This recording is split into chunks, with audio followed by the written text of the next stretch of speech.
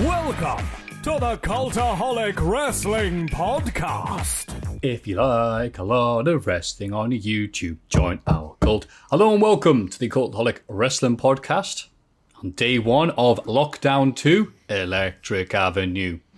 And you're listening to the dulcet tones of myself, Maffew, the Watchmania guy, joined as always by Jack the Jobber. Hello. Give us a wave. And Ross Tweddell. Hello, Maffew. So, Ross, it's been a big week for you. You made that, you're not just part of the furniture again, but you had that fantastic video with you and Tom discussing the wonderful game of mental health, the game that everybody should be playing. So, how are you doing right now, pal? I am buried under a mountain of emails and messages and stuff again, so I'm trying to get through them bit by bit. So if you sent one, I will get back to you. It's very much appreciated. But obviously, I was cacking myself about that going live.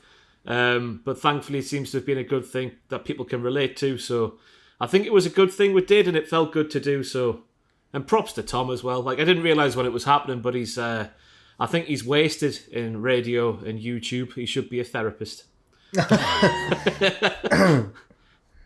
Lovely words there. And Jack, how the hell are you doing? I'm doing all right. It's been a busy week, but huge news. Coop Chicken's back on Uber Eats, so... Get it. I know. And the full menu, by the way. Wow. It used to be a reduced menu, because I've dabbled in the Coop quite a bit on Uber Eats, but now the full menu is on there, not just a reduced menu, and that is taking lockdown to a whole new level. So if you're from the Newcastle area and you fancy the best chicken in Newcastle, then you can't go any further than Coop. They once, they once poisoned Adam Pacitti at What Culture. Oh. That was a great time. But that was because he chose the spiciest sauce. They've got a delicious range of... I sound like I'm plugging them. I've not talked to Mike for a while. It's not even... I'm just that excited. Oh. No, you're right. If there was one place that endorsed us, that we'd have a friendship. Absolutely, it is Coop's Chicken, and I hope you guys are doing all right during this weird situation you're in. Yeah, weird that Adam Pacitti would get poisoned by something. He's usually such a healthy, normal individual. Unrelated, anyone check out Hell in a Smell 3? Yes. What a fantastic 24 hours, eh? He is taking a bit of time off now, so that means that me and Owen are going to be doing the reactions to Full Gear on Saturday on YouTube. So check that out, everyone. You know, Owen filmed his predictions today. I helped guide him through it like a baby lamb. It was his first time, not his first time on camera, but his first time doing presenting. And halfway through, he went, harder than it looks, this. And I was like, aye, you're right, it is. Exactly. But he did well. So that'll be going up soon. Only a cultaholic would you get a wonderful, in-depth video about one man's pursuit to getting a healthy mental attitude and how you should be doing things and taking yourself, give yourself rest and stuff. And then a few days later, you get Adam Pacitti staying for 24 hours doing bumps in the horse manure while his staff look at him going, this is our boss. This is literally He's being like Vince McMahon, isn't he? Leading by example, not asking us to do something he wouldn't do himself and all that. Yeah. But more credit to him. What was I going to say? He reckoned he said he banged his head terribly on the first manure bump that he took when he sort of slid off the pile and went head first onto the floor. So it was an eventful day for him. The studio still stinks, by the way. We've had to buy a lot of plug-in air fresheners and upholstery cleaner and had to scrub the carpets but it still smells. So God knows when that's going to get back right. good times. Well, for the viewers anyway. Yeah. Anyway, segueing into the news, we have the big news this week, I think, is WWE giving up the trademark for Cody Rhodes. And Cody made it very apparent after AEW Dynamite went off the air, but for people who have the Fight TV pay black hole, as I call it, every bloody week, we're able to see him talking about how happy he was that he could call himself Cody Rhodes again. It's good. I mean, I'm a fan of that. It was weird. I mean, we got used to just calling him Cody, didn't we? But it was a bit weird. I did like the way they get around it for ages, which was coming down the ring together, Cody and Randy Rhodes. Randy Rhodes, the guitarist from Ozzy Osbourne. Oh, Ozzy Osbourne, yes. I thought, did you say Randy there, or did you say Randy or Brandy? I did say there? Brandy. You said Brandy. Okay, fair enough. Honest. Randy Rhodes would be funny. Speaking of Randy, AEW signed Anthony Bowens and Max Caster to contracts. Only know Anthony Bowens' work, but I'm very happy for him. And I'm sure Matt Caster is a lovely person as well. But Jack, you're the indie lover. Do you know Andy Owens? I really don't know much about these lads. No, not at all. Do you? I only know that they're good. Good. So, no pressure, Ross is just going to come in and be like, don't even bother looking at me. I saw the picture getting tweeted about, was it 2 days ago when they got signed as we're sat here? And I'd never seen them before in my life. I'm sure they're fantastic. They must be to get signed to All Elite Wrestling, of course. Well, Dr. Luther got signed, so... Well, exactly. There's me point proven. I was going to say, have you got the news of the Steve Austin thing? What, the new documentary? series? Oh my word, I'm so excited. Because it's by the makers of The Last Dance, which was just phenomenal. I mean, even if you're not a basketball fan, so good. So I just had to jump in there because I'm so excited for it. There's a Stone Cold documentary and a Vince one, both in the works. It's the Attitude Era all over again. It's the rivalry. Yeah, we never left the Attitude Era, I think. Just by the people who were headlining every time they go to Saudi Arabia. And is anyone else tinged with sadness that the Vince one has WWE's input? A little bit, I am. Yeah. Yes. Imagine how mint it'll be when someone does one without WWE's input. We'll get to know everything. Vice. Decades of secrets. Get on it, Vice. Hopefully it'll be like when they did the Fire Festival documentary. There'll be a Netflix one, and then there'll be another one on Hulu Plus. I never saw the Hulu one. I just saw the the Netflix one had the iconic the water scene. Everything. He sucked them off for the water. That's the one. That was what we were going for, Ross. Yes. He never actually did. He was just prepared to. Did he not? I think he was just prepared. He went and had a shower, got all ready. I don't know why I sound so disappointed. I've had a bit of a Mandela effect there. I thought he did.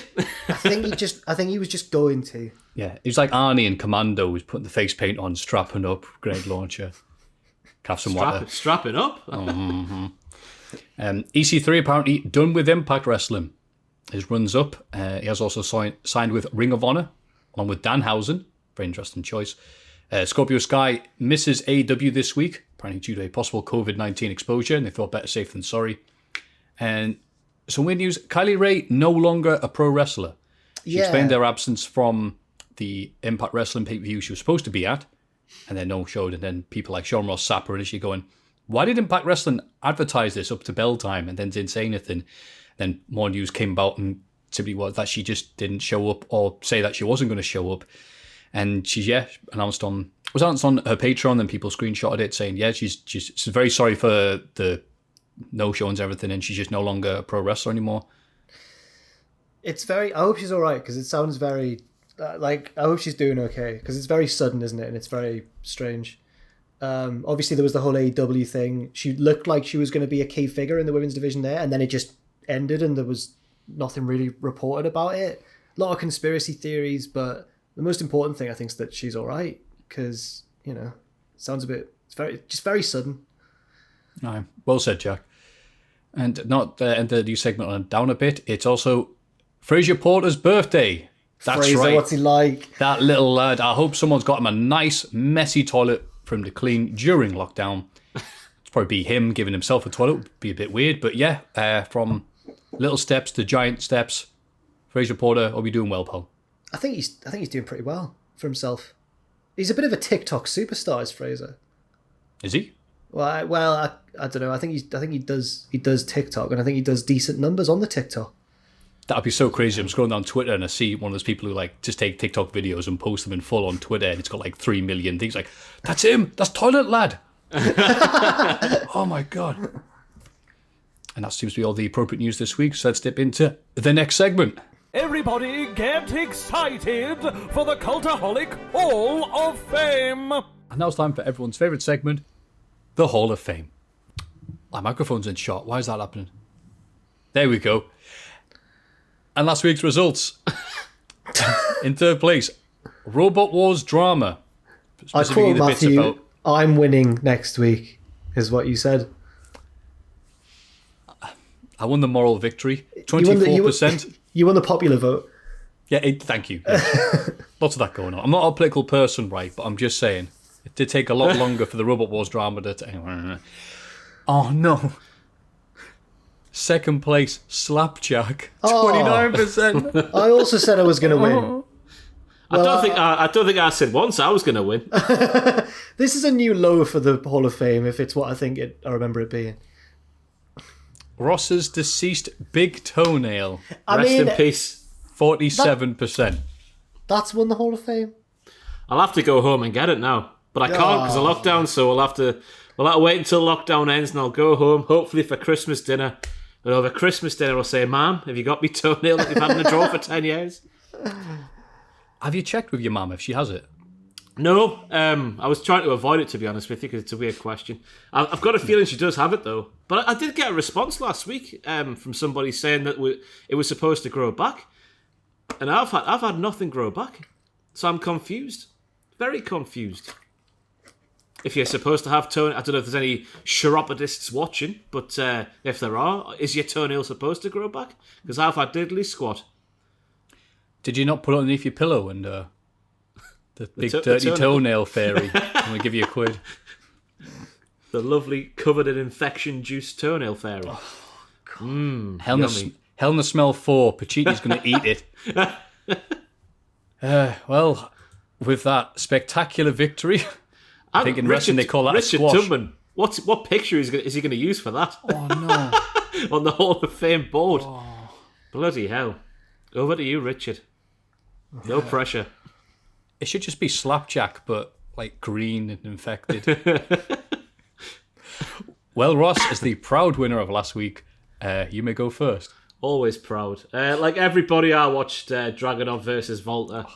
So it just seems right to nominate Ilya Dragunov's nipples, because they are the big toenail on my right foot. They are deceased. I had a weird experience watching that match because my body started aching in certain places, and the nipples were the main thing. I don't know if I was having something internally going on anyway, but it seems that match was causing my body to have some sort of reaction. That's that bit where he draped him over the turnbuckle in the corner and then just houked him in the neck. I must have watched that about 10 to 15 times. It was fantastic. Unbelievable match, but... the punishment Dragunov's chest especially went through in that match, I think, should be recognised by a spot on our prestigious, and I underline the word prestigious, Hall of Fame. You could do this promo next week where it's like, well, you see, these aren't my original nipples. The other ones I had to have removed, and I wasn't able to play Russian football as a child. I called Walter out on Twitter this week for ignoring me like 2 years ago. Oh, you liked the tweet, Maffew. And I said, good match to Walter 2 years ago. In fairness, Maffew was there. I was drunk. You weren't there when I said good match to him, but you were there with me at the event. It was at Wrestling Media Con. I was hammered. And I said good match to him, and he just blanked me. And then on Twitter I said, needless to say, I'll batter him if I see him again. If it came down to me and Walter, how long would I last against him in a real shoot fight? I reckon we should get this organised. I reckon you could get this like fight MMA. We should put on an event similar to that, but actually have people attend and watch and stuff. But it's me versus Walter. That's a big main event, isn't it? Yeah. Imagine that. A true David versus Goliath tale, isn't it? I'd have to run away round the cage until he caught me and ended my life. Oh dear. If you had to tackle Volta, Maffew, what move would you go for? If I could do any move to Volta, which move if you would I imagine, pick? right, if we were all locked like 1-on-1 against Volta in a cage, what would you do? You have to try and do something. Oh, I think the only way I could think of to distract him, because there's no way I can apply. He'd know the counter holds to every hold I was going to put on him. So my it wouldn't idea, get this far. How's it going this far to fight? Would lock be it up and... to tickle him. Oh, because I don't think any wrestler has done that to him before. I've watched a lot of Timothy Thatcher and Ilya Dragunov matches against him. None of them have tickled him. So I don't think he'll be expecting that. And they won't have taught him how to deal with that. You've been thinking about this a lot, haven't you? Before I asked the question. I'm just learning from Adam Pachiti's how to BS when you ask the really silly question. Yes, I think I'll tickle him. And if that didn't work, then I'd be forced to tap out. What would you go for, Jack? Probably the Fire Festival offering of just suck him off. Yeah, just to distract him. Oh, you'd offer to suck him off to get some Walter. That's a good pun there, Jack. Yeah. I like that. That's good. That. If I realistically had to fight Walter, I'd obviously try and run away as much as I could until. But he's not going to tire himself out before me. Even though he's bigger, he's definitely better cardio. So I don't know. You could start a faction called Ring Spaff then.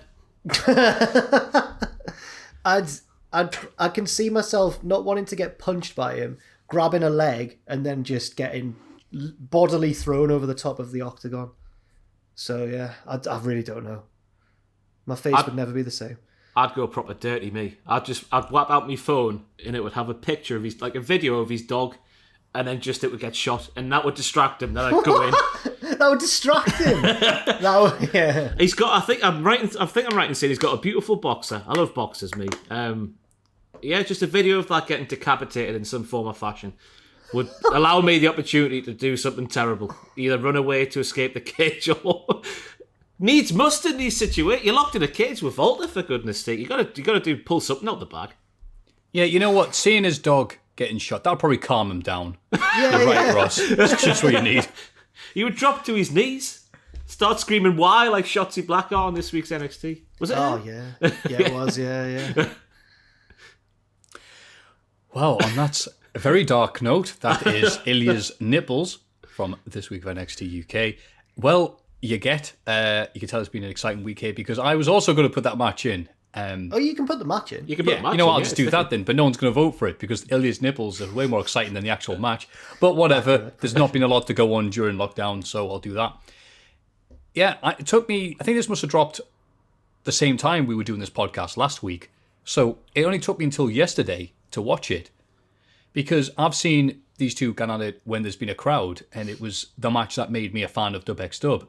So I knew it happened in NXT UK, but it actually took a lot to get me to watch it. Because it was a weird thing of like, I'm not watching the match itself. I'm looking at all the memories I've had going to Germany, meeting new friends, and singing and dancing with them. I do because of stuff like this. And seeing this the first time, being there in person with the battle between Ilya Dragunov, the man who thinks he's invincible, versus the man who thinks, I don't think you are, mate. I think I'm going to crack you open like an egg. And so their story's always been when they've wrestled, can Volta stop Ilya? You know, how much can Ilya take? So the first match we saw that, I mean, he had a big red chest. This episode of NXT UK, it was nothing compared to the one he had the first time it had the thing at the 16 carat 2017 final, where it looked like, it's like, hey, Ilya, where are you from? He just pointed towards his chest because it looked like a map of Russia.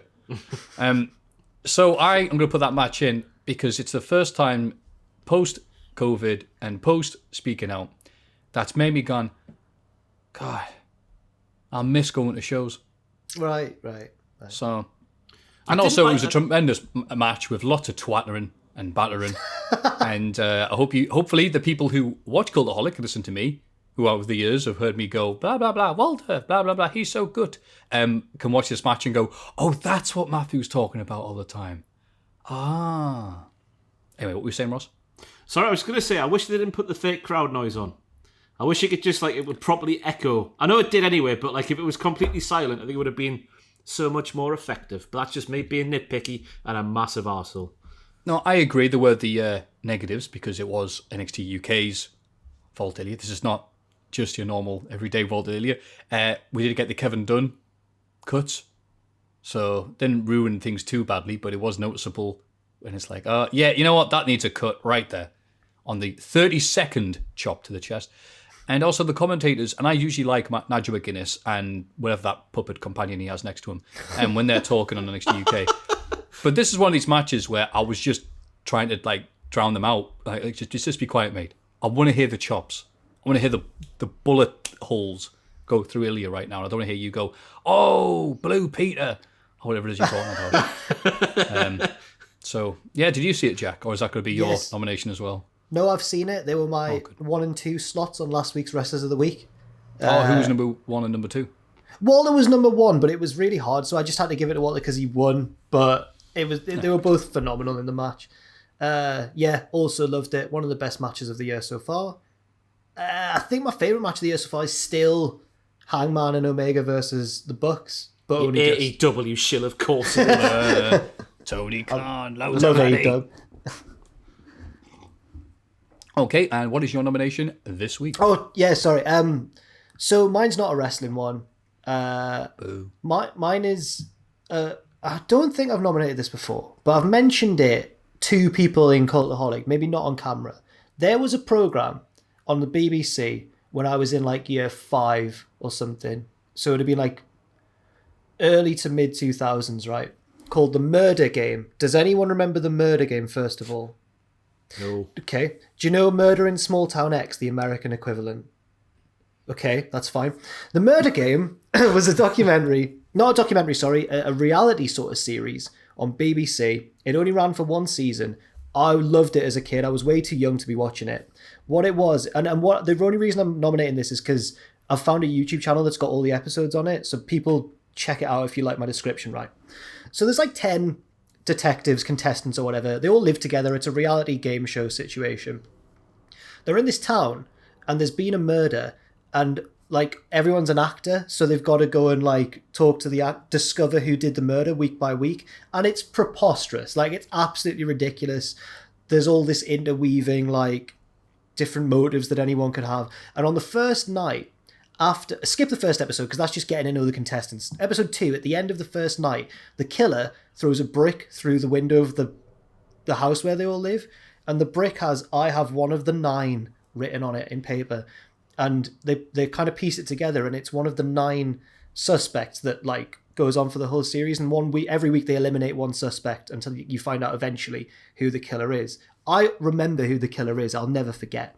I'm not going to spoil it, but this is where the show gets ridiculous. There's like a chief investigator type guy who like guides them through it.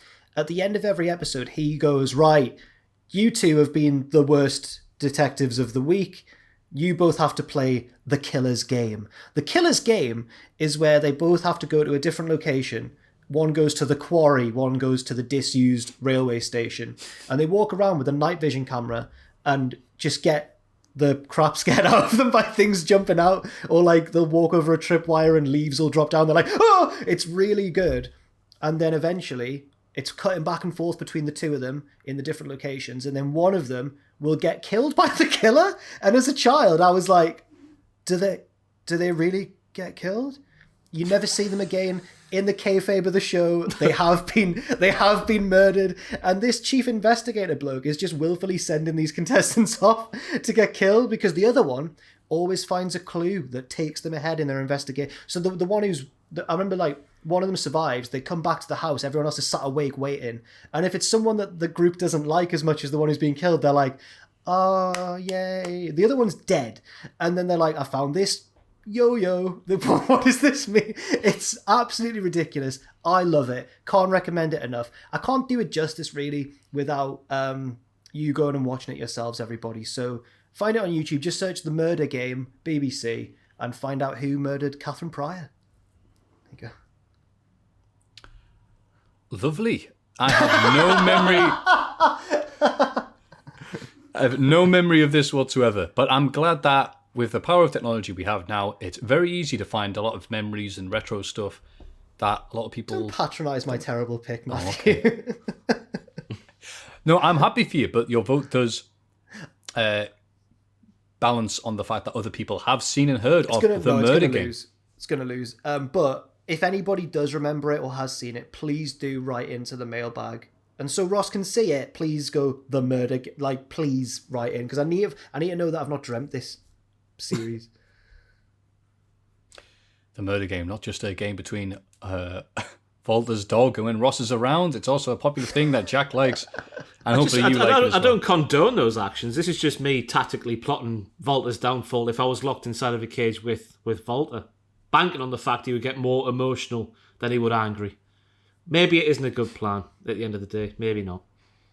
You're right. We might have to call off the Walter versus Cultaholic match. For now. Well, until then, it's not the murder game we're playing, it's the voting game. Here we go. As we have the choices of Ilya's nipple. Is this one of them or both? Both. Sorry, plural. Beg your pardon. I wouldn't want to make this Hall of Fame edition sound silly or anything.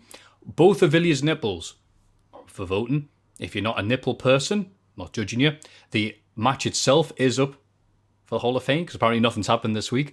And as evidenced by the fact that nothing's happened, the other one is The Murder Game, a series Jack has apparently watched all of in 1 week. Is that right?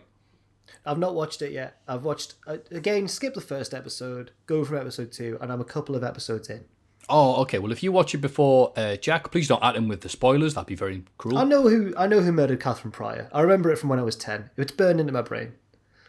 Fantastic. Well, if you don't know who the murderer is, or you do, or you don't care, it doesn't matter.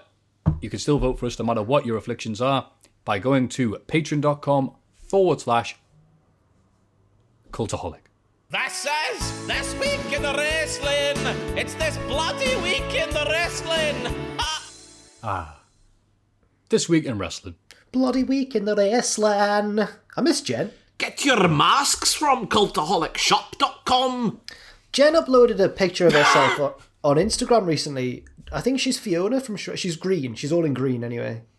I was just a bit bemused because it looked like that paint was going to ruin whatever environment she was in.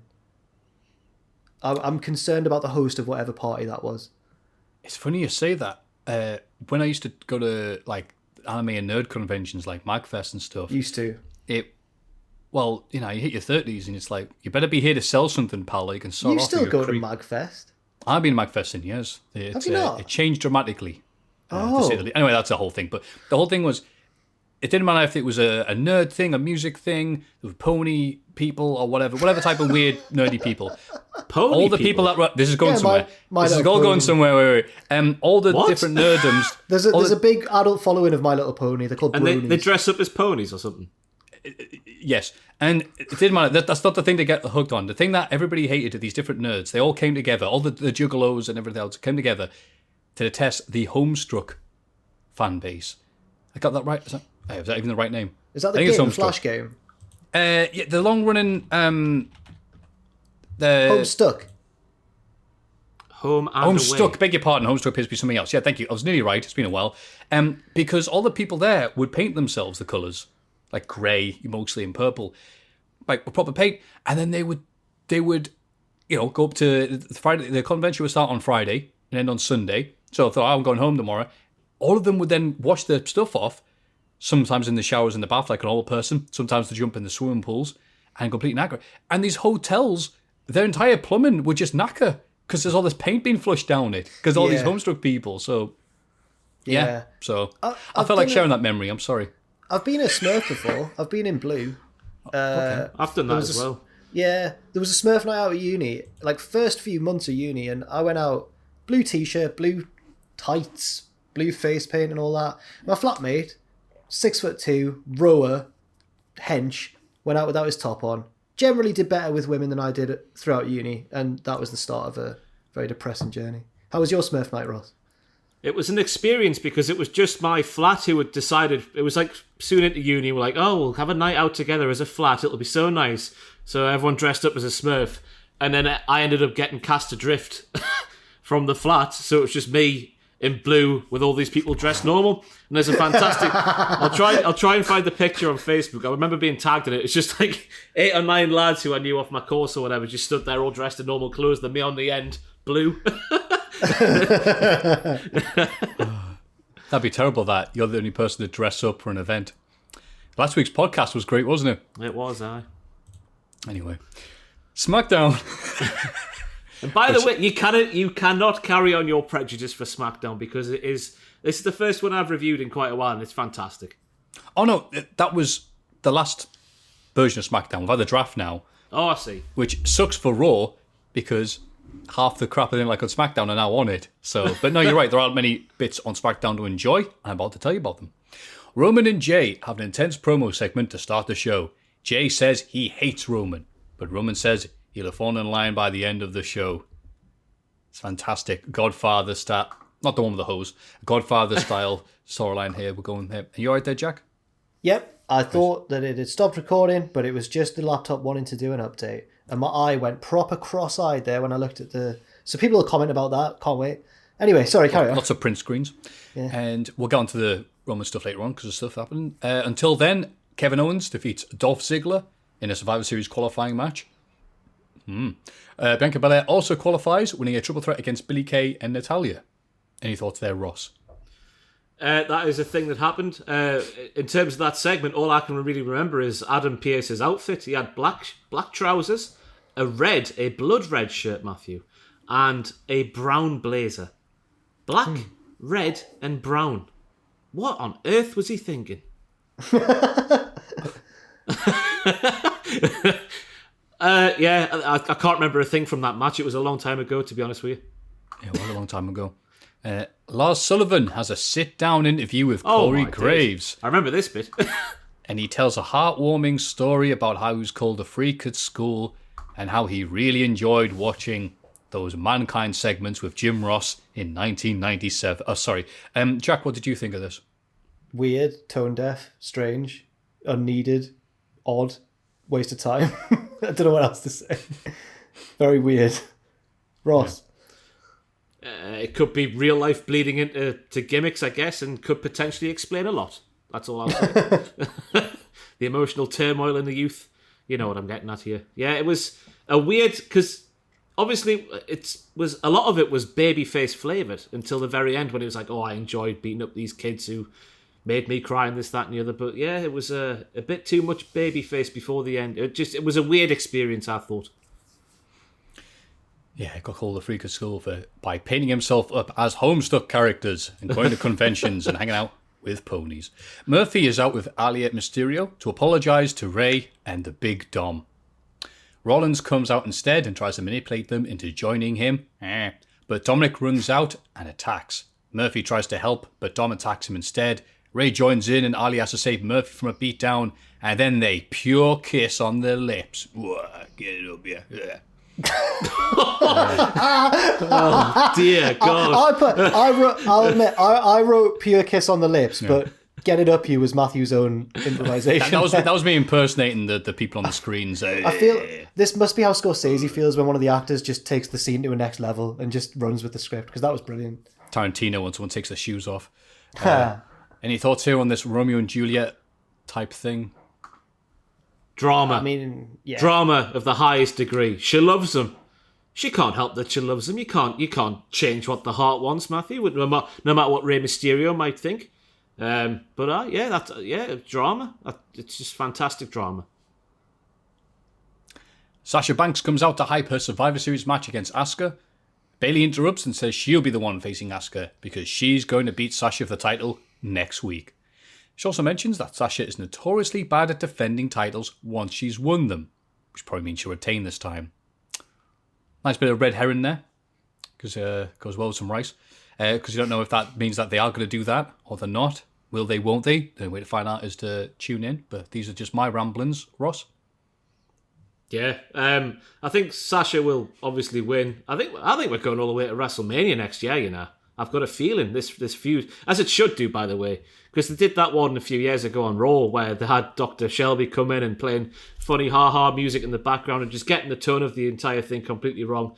So I think, yeah, Sasha will retain and then somehow we'll get to WrestleMania. I don't know how, but somehow we will. Yeah, it's good stuff. Yeah. And in the main bit, Jey Uso beats Daniel Bryan in a Survivor Series qualifier. Roman comes out and Jey is suddenly accepting of him as head of the table. Roman makes Jey put Bryan through the announce table to prove his loyalty to the family. Oh. Yeah, again, we sound repetitive, but I'm loving everything they're doing with Roman. Love everything they're doing with Jey Uso. Now he's reluctantly having to be part of the family. Doesn't upset the head of the table. He's having to do stuff like put Bryan through the table. Love it. Love it. Anything to add there, Jack? No, it's just fantastic. At times. Any other thoughts on SmackDown there, Ross? I am happy that Jey Uso's kids and Jimmy Uso's kids can still go around to Roman's for Christmas dinner now that Jey has fallen in line. I think that's a huge weight off all of our shoulders watching. I was worried for the future generations of the Uso family. Monday Night Raw. Oh no. Randy Orton opens the show, but is interrupted by Alexa Bliss. She says the Fiend could be here, but Orton is instead ambushed by Drewy Mac, it says here. Drewy Mac. Miz comes down looking to cash in, but Drew beats him up, as well as Morrison. Yeah. I'm pretty much done with the oh no, he's about to cash in. He's about to cash in the Money in the Bank. But oh no, the millisecond before the referee rang the bell, something. I mean, once or twice a year, all right, but please don't do this every week. Carmella did it enough times to last me a lifetime. Yeah. Yeah. And then later on in the Firefly Funhouse, Alexa spits out blood and it's weird. Is that what it was? It looked blood. Yeah, it looked like a fruit winder. Yeah. Lovely fruit. I used to. Adam bought some fruit winders for his stream, right? And he had a few left. So me and Andrew, after cleaning up, were tucked into one. And I was thinking, bloody hell, it's been about 15 years since I've had a fruit winder here. The current day fruit winders, in totality, are the same width as your old school ones, but they're now in two halves. So you've got a big chunk in the middle missing, and it's just harder to eat. That's weird. It's. I know it's obviously a cost-cutting measure because they've got a big strip in the middle that they don't now have to make, but put the consumer first, will you? Whoever makes your fruit winders, terrible decision. Fruit winders were like prime currency in primary school. Oh, like, see what the comic says. I remember once there was a lad who was in the popular group. He was good at football. There was a lad who wasn't good at football, but he was like kind of becoming friends with the popular lads. And to get in with one of them, he gave the best footballer a full winder, and that did the rounds around the year. Like, have you heard that Daniel's given Neil a full winder? And everyone was like, full winder. winder. PG fighter thing. Like what? Yeah. Firefest. Firefest, that's the one. I've got Fighter Fest in my mind because of it. Bloody AEW. It sounds like it should be Fighter Fest, but so I like it. So there's two converging storylines there. One is that kid was trying to basically be the Jey Uso to that one cool kid's Roman Reigns. The other thing is, did that kid grow up to be the rower from the other bit of story you're talking about? Because I'm sensing a pattern in your stories. There was this other guy who was bigger and stronger and better at me in every way, but I don't like him. The second lad, the one who gave the giver of the winder, was the biggest lad in the year, actually. True, but it was not the same lad. No. I think they've got a union going. One of them was the one from uni was from Guildford in Surrey, and the one from primary school was from Bolden. So there we go. See, it's good you talk about this because on Facebook I had this random memory sometimes happening about when I was at college in Darlington. I'll say it on the podcast in case it happens, because I know, Jack, do you sometimes get response when you bring up these old stories about your friends? Not from primary school, because I don't really know anyone really from primary school. The only person I know from primary school is, Ash, Rise Ash. Yeah. His wife, her little brother was in my year at school, and he met Pachiti at their wedding and scared the crap out of Pachiti. Yeah. It was so funny. It was so good. Yeah, nice lad though. Just a bit rough. The reason why what the roughness scared Pachiti? Yeah. He had no idea. He had no idea what this lad was saying. It was so good. He was being nice as well. He wasn't even like trying to like scare him. Get away from me, you peasant. But the reason I'm bringing this up was because I had a random memory. When I was at QE in Darlington, if anyone's been there, message or tweet, whatever, but we did philosophy in the first year. You do 4 in your first year and then 3 in your second. I think that's right. And they had 2 classes to begin with for philosophy, but so many people either dropped out or got thrown out because of drugs that they only had one slightly larger than normal class because there wasn't much point having 2 teachers in for 10 people. And I was thinking about this because I'm like, oh, those lads. And wait, that one lad who was rumoured to have given crystal meth to the head teacher's daughter, and he was never seen or heard from again. Oh yeah, I remember that. Yeah, that story. Yeah, I've asked my friends, does anyone else remember this? And no one can remember it. But it did then bring up something else. Oh, was that lad who would smoke crack outside of college?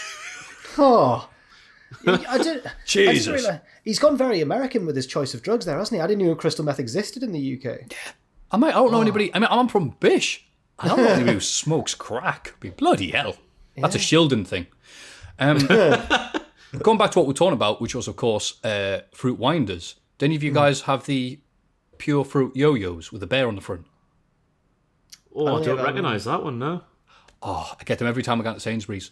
But now I'm an adult, I don't roll them. I just have the circle and just bite into them like that. Oh, hang on. You You're a bad person. Sorry about that. But at least it wasn't as bad as Monday Night Raw. Jeff Hardy beating Elias in a guitar on a pole match. Look at that pole. With the idea, good old pole, yes. And the idea is you could gain possession of the guitar and use it on your opponent. Jeff Hardy got possession, but it was bass, dirty, stinking bass on the top of Elias, and the bloody thing didn't break. But then Jeff Hardy pinned him 1, 2, 3, and then smashed the guitar like Jimi Hendrix.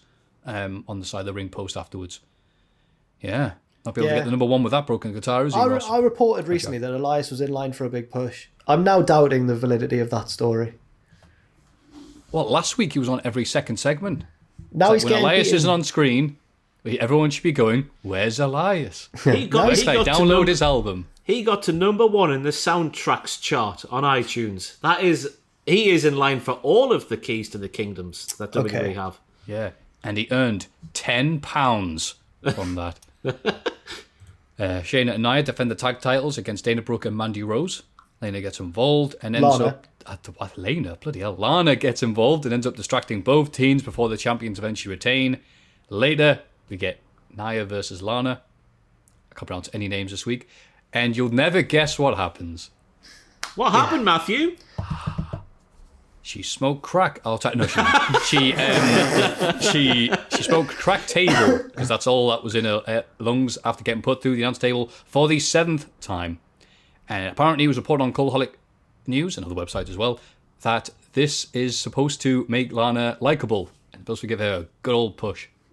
She's going to apparently put Nia through a table at some point, but I think that'll happen, and then someone will put Lana through one anyway because Vince is cruel. Yeah, I will not do the Anna Pacitti I bet you a fiver it happens thing, but I think you're genuinely right there, Jack. Oh yeah, Mustafa watch. We'll get to that in a bit. Mustafa. I was going to say thank you, Ross. We've all been saying it wrong. Mustafa. Oh. No, I learnt this week as well because my Geordie twang immediately just goes Mustafa like that. Yeah. But no, it's Mustafa. Moose. No, sorry, Mustafa Ali. We'll get his check up later on. Say it. I love it when you say it. Say it again. Mustafa. Mustafa. AJ Styles decides that he's the captain of the Raw Survivor Series team. Braun shows up and declares that he's won Michigan. Declares that he's on the team too. You, Jack, and your notes. Adam Pearce says that he has to qualify. Look, I'm not a political person. Adam Pearce says he has to qualify first, but nobody wants to face him. Keith Lee and Sheamus agree to, but Braun wins anyway. AJ tries to get everybody to be friends, but then they attack each other. AJ is sad. But he also got involved, though. He did get involved with the fight also. So He did. People are still recovering from that little bit of satire he wrote. So, but yeah, you're right, that did happen. This is the type of match I think that would, if JR was commentating, the announce table would rise several inches and he wouldn't even need to touch it with his hands. Why? What did you think? Because it's a hot spot. Hog. Massive cock. No, I got that bit. I just wanted to know why it would give him an erection. Because it's a hospital, I see. Big man slapping meat in it. That's number one. All that stuff that you like saying. Any other thoughts of them take the make out of Jim Ross? I thought it was a great when it got to the end and they were all just dropping bombs everywhere. It was fantastic, and I really like how AJ Styles think the captain in Raw and getting a victory is going to add a lot to my legacy.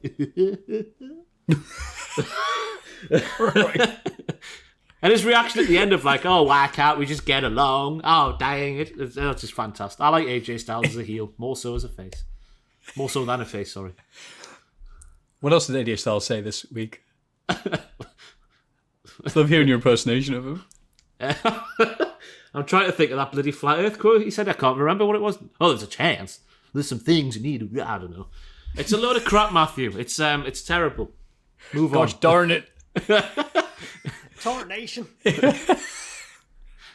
The New Day challenge the Hurt Business, but lose. It's non-title though. Don't worry, lads. I think you've been very dismissive of this segment. I actually really enjoyed hearing the Hurt Business and New Day just mouth off at one another. Yeah, fair. Because New Day, they're good at being silly buggers, but then it got turned a bit more serious and the Hurt Business was able to bring them to that level, and I liked how it sounded.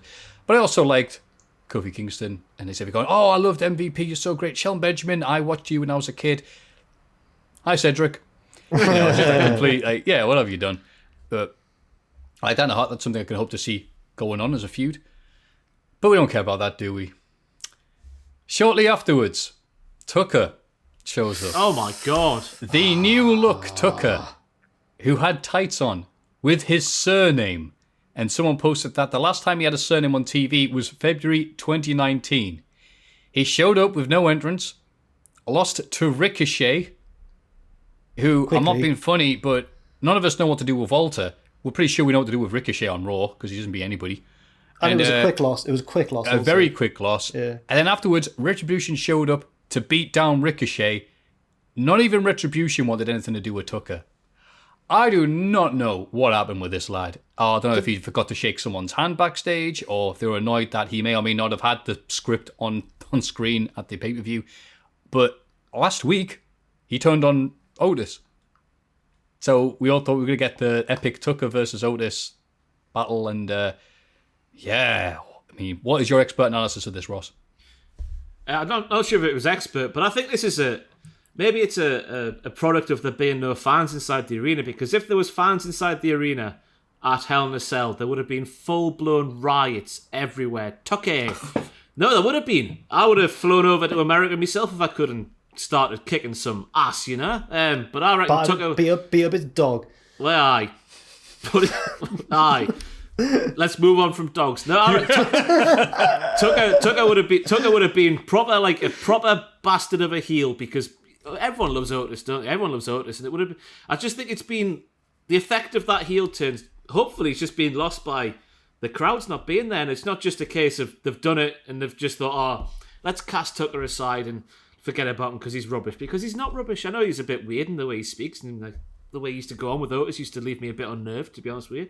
But he's a very talented wrestler and a very talented man at speaking, with his promo script in hand as well. But it just, you look at Retribution and you look at Tucker and you just wonder why they don't help people out a bit more, like book them a bit strong to begin with, at least, just to get people invested in them, then maybe, you know, knock them down for a bit. But to start them off like they are with those two in particular, it's just weird.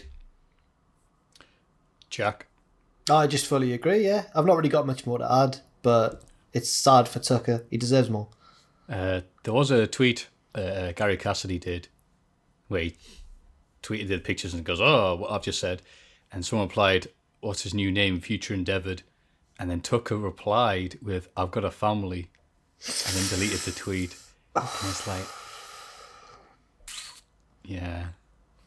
Well, I think a good time to point out that when we're slagging off wrestlers and stuff, most of the time it's because of the way they're being booked. It's not because we want them. It's not because we want them to lose their jobs.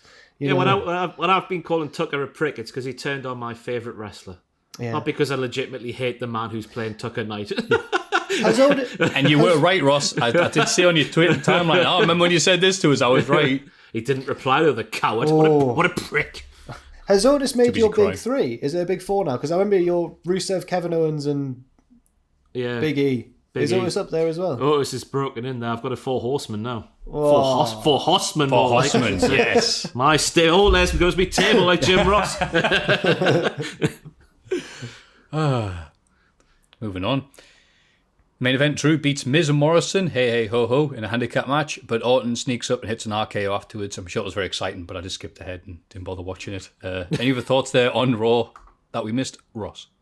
No, I think we've got it all covered. I'm still thinking that The Fiend shouldn't be involved in the world title picture, which I know he's sort of on the periphery at the minute, but it seems to be building to another Drew versus Randy and then The Fiend after that, and I just don't think The Fiend should be involved in the world title picture for a while. It's been in enough already. I'd agree with that if they had anybody else to feud with Randy right now other than Drew, and they don't. So I'll take Randy and The Fiend over more Randy and Drew. It would have been, I'm telling you now, it would have been Randy versus, or maybe Drew versus Tucker if there were crowds in the arena. Honestly, I'm telling you. The Dark Knight strikes again. I was trying to think of anything to say that wasn't taking the mick out of him, but yeah. AEW Dynamite, and it's a big one this week. Never mind Full Gear. Just you wait, boys and girls. You know what's coming. MJF and Wardlow defeated Ortiz and Sammy Guevara. MJF attacks Jericho on commentary as he leaves. Good God, Sammy was on fuego, as they awkwardly say in bad Mexican Spanish. Yeah, he was. Oh God, he was higher than Kerry Von Erich in space during this match. He was flying left, flying right, and everything like that. It's Jamie's not doing more than just feuding with Matt Hardy in the feud that'll never end. It looks like it might end. It might end on Saturday, hopefully. I hope so, yeah. Miro beats Trent, after a potential botch, but maybe not. They styled that out well if it was. I think that's one of these things where I think Trent's done that before. It's the I lost because I Slipping messed off up. Yeah. I'm checking my DMs, but I'm sure got lots of people going, put it in. It was either way. Shouldn't have said that. It worked. Like that. It worked really well. If it was a botch, they played it off really, really well. So was it a botch? If one botch happens in the forest and no one's around to, yep. That worked well, Jack. Thank you for covering it for me for my horrible comment. Would he talk the worst thing Chris Jericho put out in Into the World yesterday wasn't that tweet, it was the fact he called Miro. He says he gets uglier every week. Can you believe? Can you believe that? Yeah. Chris Jericho. Everyone knows that a big part of Miro's character is that he's handsome. That's a big thing. I was saying on my video before, I'm not too much of a fan of that. I've called him the fake thick with 2 C's shady with that blonde bleached thing. Not too much of a fan of that. The fade was better in WWE, but he's still a handsome man. How Chris Jericho? Bloody hell. Terrible. Shocking Maffew behaviour. agree with this. Shocking. I was just ready to wait until you finished to go, yes, I fully agree with these comments. The bastard. It is weird, though, seeing Miro be a normal wrestler in AEW. I know he can't do all the gimmicks exactly the same and go, Miro crush, but it is weird after seeing that's what I expected to see in AEW, and he's just normal blokey who happens to play arcade I'm shocked games. at how they're using him, because obviously watching him in WWE, has there been many more organically loved superstars than Rusev was with Rusev Day, and how that sort of took off without any sort of push behind it? And then he's arrived in AEW where you're thinking, they must have seen how that went and how WWE just didn't utilise it to its full potential, and they've gotten booked as a heel. I just think that's a bit strange and a bit backwards. Yeah, it'll hopefully get better though, because the other organic star that got themselves over, Zack Ryder. They really work that well. But hopefully Miro will come back and he'll stop hanging around Billy Mitchell, who I now resemble, as I realise, so I can't really take the mick out of him. Handsome Billy Mitchell, they call him. And what else we got? Young Bucks beat Private Party, but are jumped by FTR afterwards. Hangman saves the day, drink in hand, while a professional. Ooh. Kenny also comes down and they're all intense with each other. Oh, shucks, it says here. So apparently AJ Styles wrote that little segment. Oh, shucks. Yeah, that was just a match, because obviously the Full Gear thing is this Saturday. We'll get to that later on. I think SCU might have been, or Scorpio Sky was meant to be on the show at some point. Against Sean Spears, wasn't it? Yeah. Yeah, so this might have been the last minute, but it was a good match. Right, Orange Cassidy is now facing John Silver on the main show rather than the pre-show, so maybe that's it. And we need to mention that Kenny Omega promo. Yeah, I was going to say, none of the promos are actually here, so I think we'll just cut them. Yeah, Kenny Omega talking with Tony Schiavone, and he went, well, this isn't even my house, and this isn't even my dog. I know we're back to dogs again. I'm sorry, Ross. I know. I don't want to see Chico die. That's for certain. What a lovely little dog. To interrupt, I saw something online that he called the dog Shingo. Shingo? She's in Chicago. Chico, wasn't it? Is that what it's supposed to be? Oh, I saw someone tell me it was supposed to be Shingo, and I'm like, is this a New Japan thing I'm missing out on? Oh, I don't know. I think I wrote down Chico. Kenny Omega shoots on Shingo Takagi. Yeah, wait a minute. Shingo's there at home going, what did I do?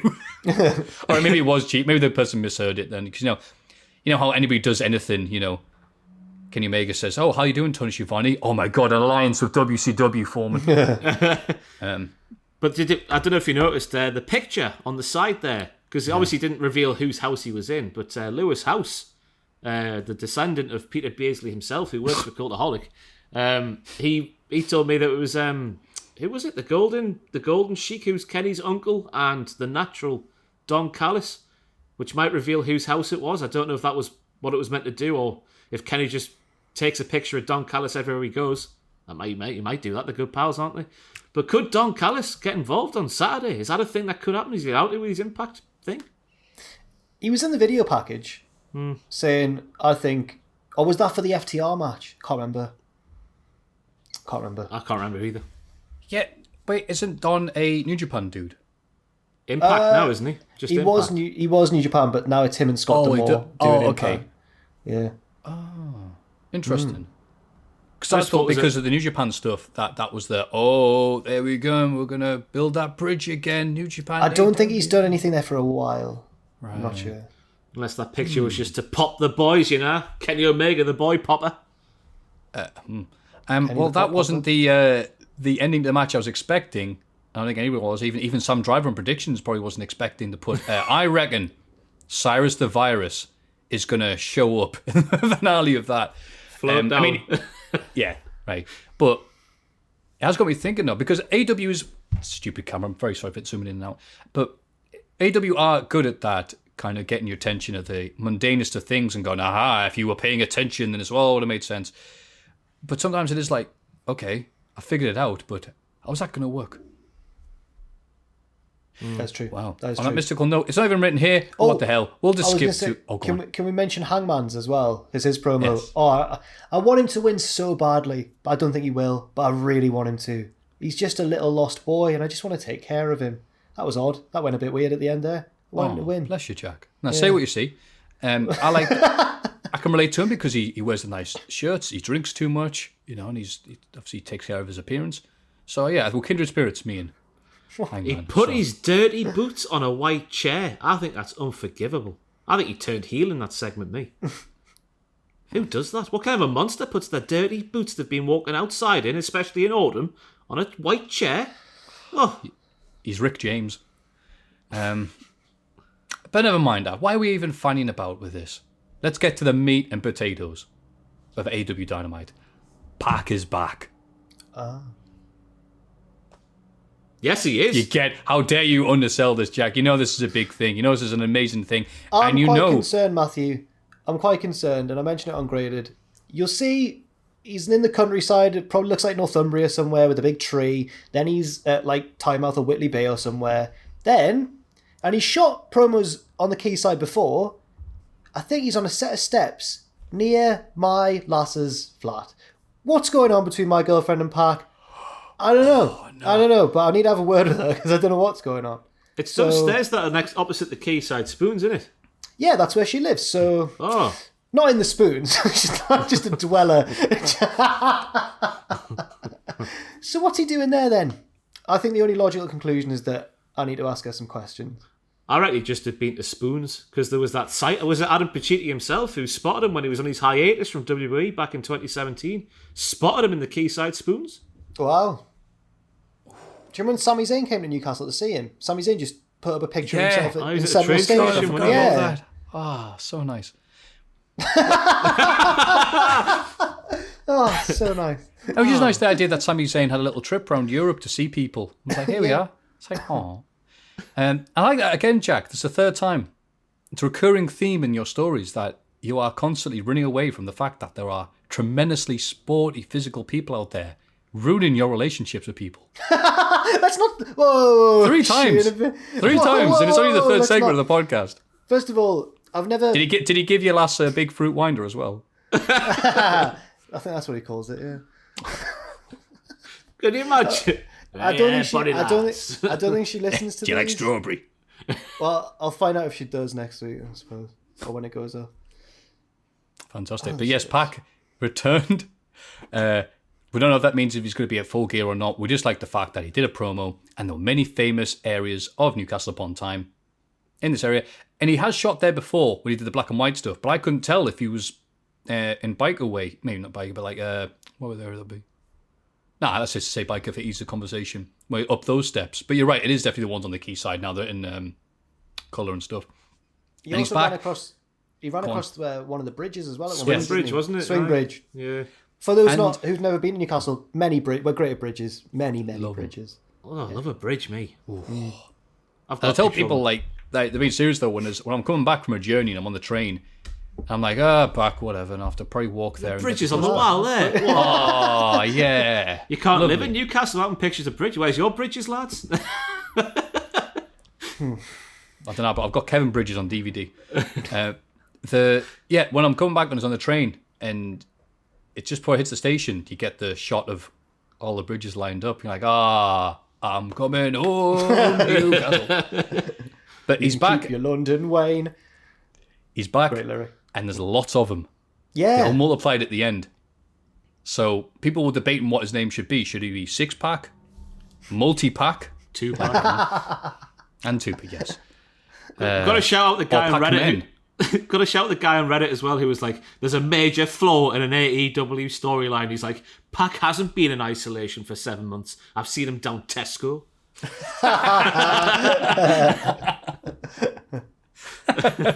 I'll try and find. I shared it on our thing at work. I'll try and find the name. Speak amongst yourselves for a second. So how's it going? It's going great, mate. I've been playing Hades to get good at playing Hades for the Saturday evening streams. That I've become addicted to the game. Right. And now I need to stop myself from playing it because I don't do anything else the rest of the day. Nice. But I have beaten it several times now, so I'm very happy. Just for clarity, while Ross is continuing to have a little look, I've never actually had a relationship ruined by a wrestler, as far as I know. So let's just. I don't want to be getting accused of spreading lies because that's not happened. So just gonna throw that out there. It's like last year when there was that Pax that did let's sign at AEW. Remember that? Oh, we did that. We caused that. Oh god! But I found the name. Wobby the Man is the guy who rumbled the AEW storyline. Pac hasn't been by himself for the last 7-8 months. He's trying to get him fined by the government. They get anyway. Then where we are? Oh, that's right. On the night of promos, Eddie Kingston and Jon Moxley have an incredibly intense Eskimo kiss face to face. Eddie is the best. And I like that they were Eddie full of passion and vinegar and just like, oh, come on, let's do it now. And Jon Moxley stood there like this, letting him, yeah. And then finally just saying, yeah, it's often the loudest that are the weakest, isn't it, Eddie? And then Eddie just shuts up the rest of the time. Eddie's so New York and so like my mother, like just all that when Moxley mentioned his mum, I looked at Kingston's face straight away. I was like, he's not going to react well, and he was like, oh, it was so good. He's so convinced. He's got to be. How has he not been? Has he done acting before? He's done a lot of wrestling. That's not my question. I don't know. But cheers. It's a good question, actually. I'll ask him next time he's threatening to beat me up. He's like the New York Vinnie Jones, isn't he? Yeah, that's weird that you brought up Vinny. We'll see in a bit. Oh. I don't even know what's going to happen now. I'm excited. I'll tell you what, though. Burst in. I've gone for Eddie in the predictions, me. I'm sold. I've gone for him. And I want Geordie Pat to be his first challenger. I think it all just makes too much sense and it's too tantalising not to do it. However. Oh, they're my best mates. No, they're my best friends. Winner gets my ownership brothers. of Phoenix. Phoenix. I say, I'm sorry. Nyla Rose squashes Red Velvet and beats her with Hikaru Shida's finisher. Vicky Guerrero cuts a promo on Shida to hype the title match. I think you could fit all the interactions they've had on TV into a TikTok video. Yeah. Not terribly impressed by this, especially when we've had the announcement on this episode that it is going to be... Oh, bugger, I've written instead. Deeb versus K for the NWA title. On the pre-show. Yeah, I'm way more invested in that. Once again, hey, stop us if you heard us before, but I don't think AEW do a good job of doing anything with their women whatsoever.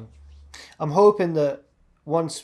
Well, Britt Baker's back, though. I've been saying this, and now she's back, so I hope it picks up soon. Is Nyla top of the rankings? Because I was saying this in my video earlier today, like there's been absolutely no build-up apart from...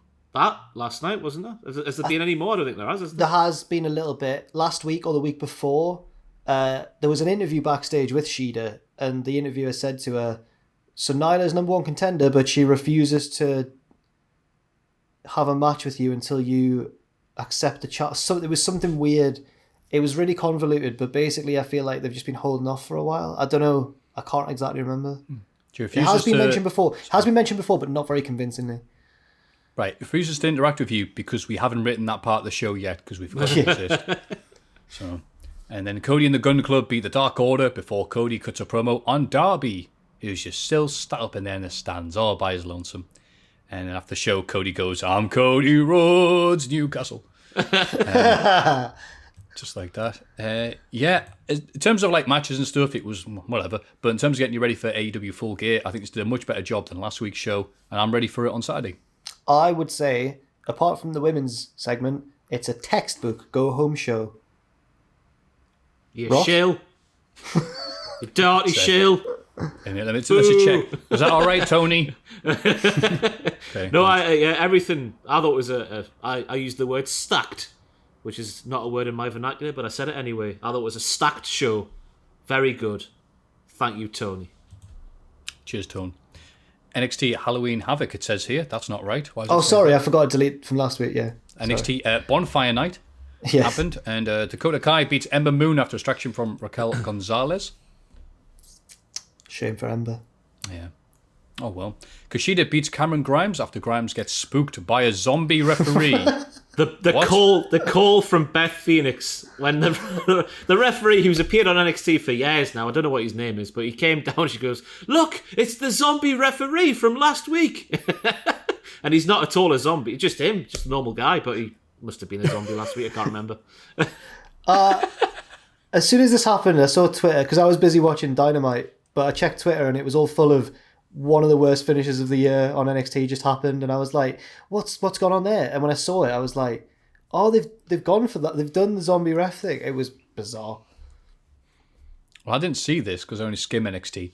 Well, you'll certainly be watching it after this. Yeah, I'm going to watch this back. He didn't have any makeup or anything on. He just came. I don't know what his name is. He's refereed in NXT for years. But he just came down looking like he does on a regular Wednesday, and Cameron Grimes pissed his pants and ran away. He's a big fan of the Cranberries. Hey. That's why. Hey, good. I deserved a point because I had nothing else to say. Killian Dane and Drake Maverick face Everrise, but the match is interrupted by Pat McAfee and the lads. They beat each other down and burn an Undisputed Era banner as they leave Dane attacks. They were going to raise it into the rafters like they were I was going to say, I'll skim it and we'll go over it. But Pete Dunne goes all Vinnie Jones on his head with the car door. There it is! There's the Vinnie Jones. Thank you, you are right. Chekhov's Vinnie Jones. Yeah. Nice. Did you see when he was on Top Gear? And they were like, don't suppose you could slam the door and break this watermelon? And he did it in one. Yeah. Did Remember one that, time. Yeah. Good lad. Did you ever see the Grand Tour when was it Goldberg and was it Anthony Joshua? Am I remember that correctly? When they had the Grand Tour and they changed it so people raced against each other, and no one liked it, so they scrapped it. Yeah, I don't remember that. Was that on after the murder game? I'm sure it was Joshua and Goldberg, and Joshua won. I can't remember, to be honest with you. But that's the thing that happened. I don't know why it's related to Vinnie Jones smashing a watermelon in a car door, but there you go. So what did they do? They raced against each other? Yeah, instead of just one celebrity doing the lap, you used to get two in, and then they would do the lap like one after another. Then they would have like, oh, you're the winner, I can't remember, to be honest with you. Wow. And you know what? This sounds complete tosh, so it probably did happen on TV.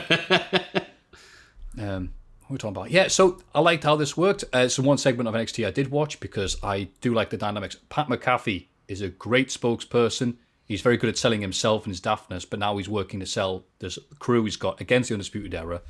I was a bit unsure of it because I'm like, do I want Pat every week? After this, he's one of the best speakers they've got in NXT. And Oni and the Gavna talking about how they have over 30 years experience together in the ring. And also Pete Dunne showing up and Pat McAfee going, look how big he is.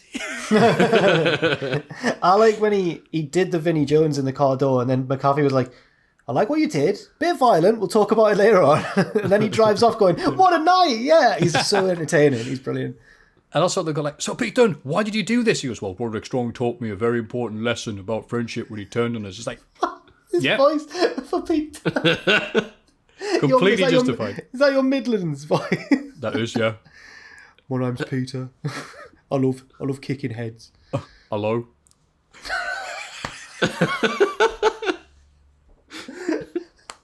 Hello. Ross, can you do a Pete Dunne? West Bromwich Building Society.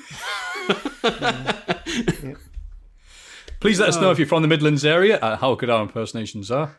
I tell you what, Tom Campbell, I know he's from there, but he does a fantastic... I was going to say, you can't say Tom does a good Midland. He does a fantastic Midlands accent for someone who's from that area.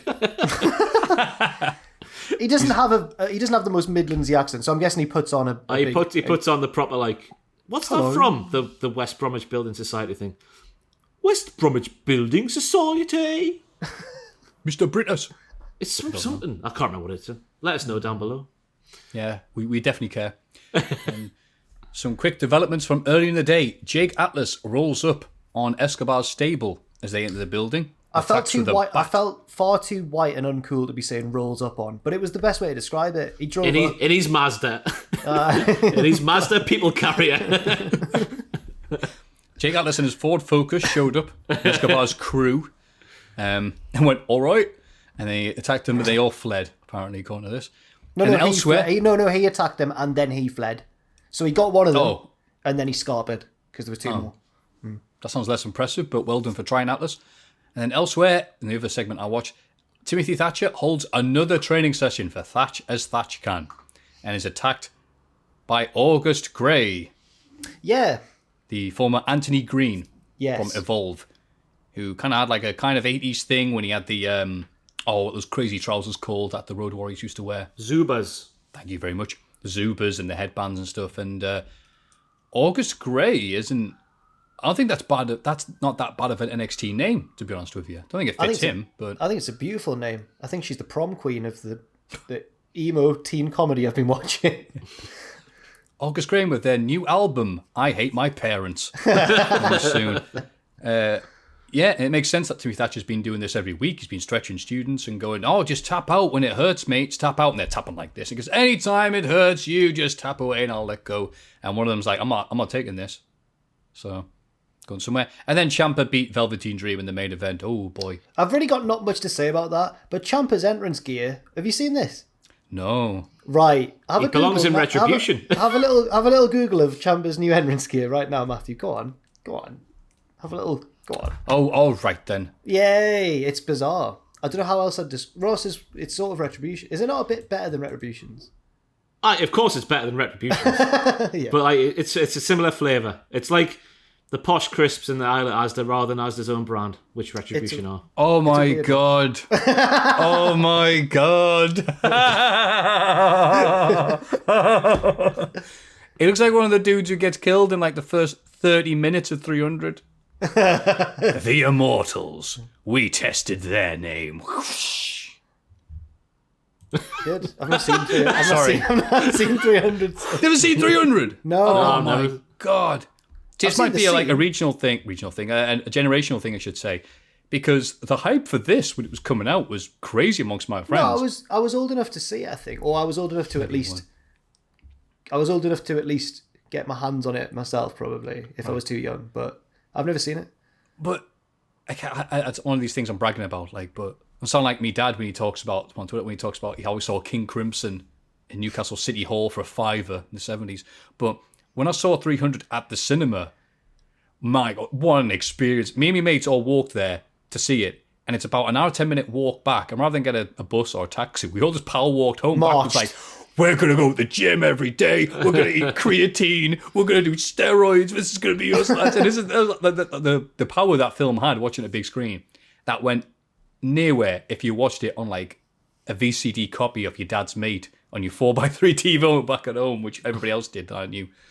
So, I was anyway. going to say, when you mentioned your dad saying King Crimson there, is it true Jimi Hendrix used to busk on Heaton Road? I was about to say, that's what Chillingham Road is what I'm Chilly told. Road. But maybe, Same- you're same- busking, you can go similar- wherever you like. Similar but, roads. yeah. Only a But minute it's always apart. crazy. My dad just, I saw them and a little known band named Led Zeppelin was support. And for the price of a $5, not only do you get admittance, but you got a big pasty and a brew. It's like, what? There's a Oh, big okay. story about how Oasis, when they were young, when they were first getting big, had a gig at the Riverside and had a fight with the crowd. Oh, right. I've not heard that. Yeah, apparently Noel Gallagher's talked about it before. I can't exactly remember the details, but it's Newcastle. I was reading one in the Chronicle the other day about when the Rolling Stones came to Newcastle City Hall, and some woman leapt on the stage and got like carried out, obviously, even back then. And she replied in the comments section on Facebook, going, "That was me, you know." All right, Ethel. Just this old woman now today, hopping on the stage trying to get a Mick Jagger. I've heard it. Just another one. I've heard a story about how the Cray twins came to Newcastle and was scared them off. Our gangsters bloody sent them Southerners back down to East London. Apparently, anyway. I've not heard that one. Oh, this is great. I'm going to do a lot of Googling after this. Sam's told me this story before. Apparently, the Crays came up and was scared and went back down. Obviously, because the gangster scene in Newcastle's rife. It's like, who was it Kieran Dyer back in the day? Who used to get threatened by some gangster family in Newcastle. There's two gangster families. Should I even mention their names? I don't know. No, otherwise we'll die. We'll die. There'll be a horse's head in the boot of my car when I go down in the morning. Call them the McAfees and the Coles. Could you imagine if one of them actually was called that? Oh, God, no, yeah, you're right. It was sort of, you kind of got near it, but no, anyway.